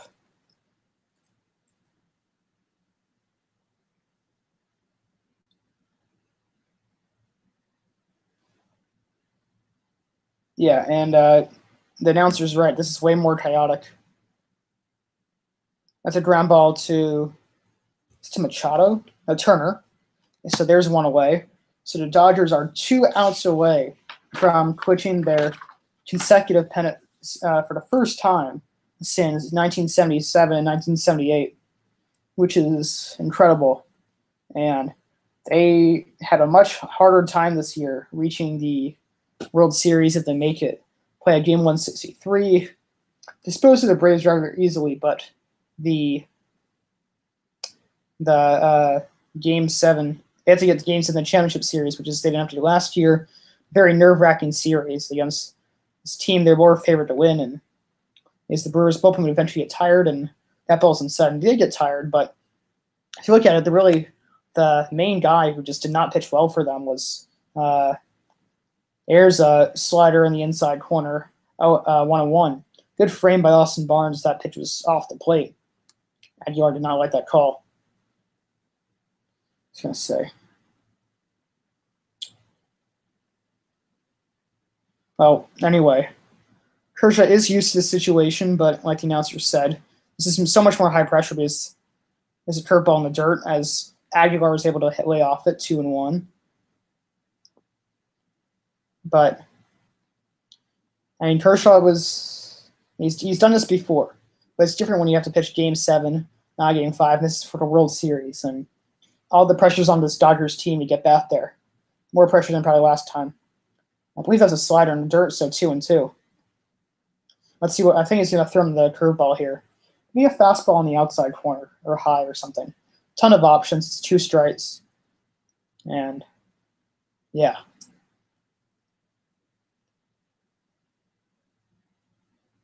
He goes with the slider, and he misses. So full count now to Jesus Aguilar. The Brewers need base runners. They need at least 3 on to have the time run up the plate for now.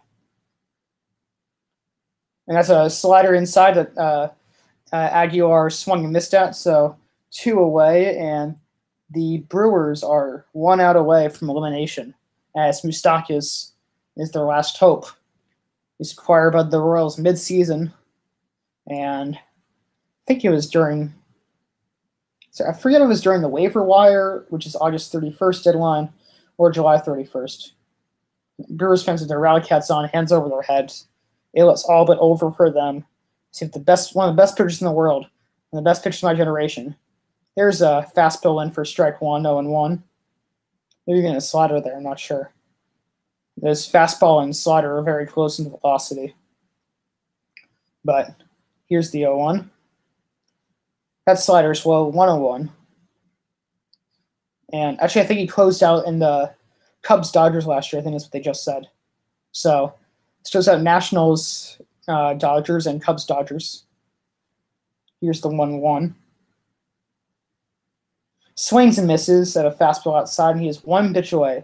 You gotta go curveball here. You gotta have a classic curveball. Kershaw curveball, not a curveball. Curveball from Kershaw. Bit of a tongue twister there.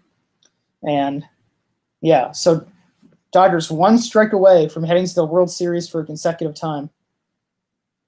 And that ball's outside. It was a slider. I would love to see just a Kershaw curveball to finish him off. I mean, his curveball is just so dirty. It's one of the best curveballs in the game easily. And yeah, we'd love to see that right here. Like him and Rich Hill have like some of the best teammates ever to have these curveballs. And let's see, 2-2. and he fouls it off. It was the curveball. So Stock just goes taking his slider for a ball in the dirt, taking his curveball, taking a fastball for a strike. Let this Kershaw throw. Does he dare use a curveball again? His curveball is nasty. I'll give you that. It's very tough to hit. You almost essentially throw curveballs all day, and these guys would have a tough time hitting it. Let's see what he goes with.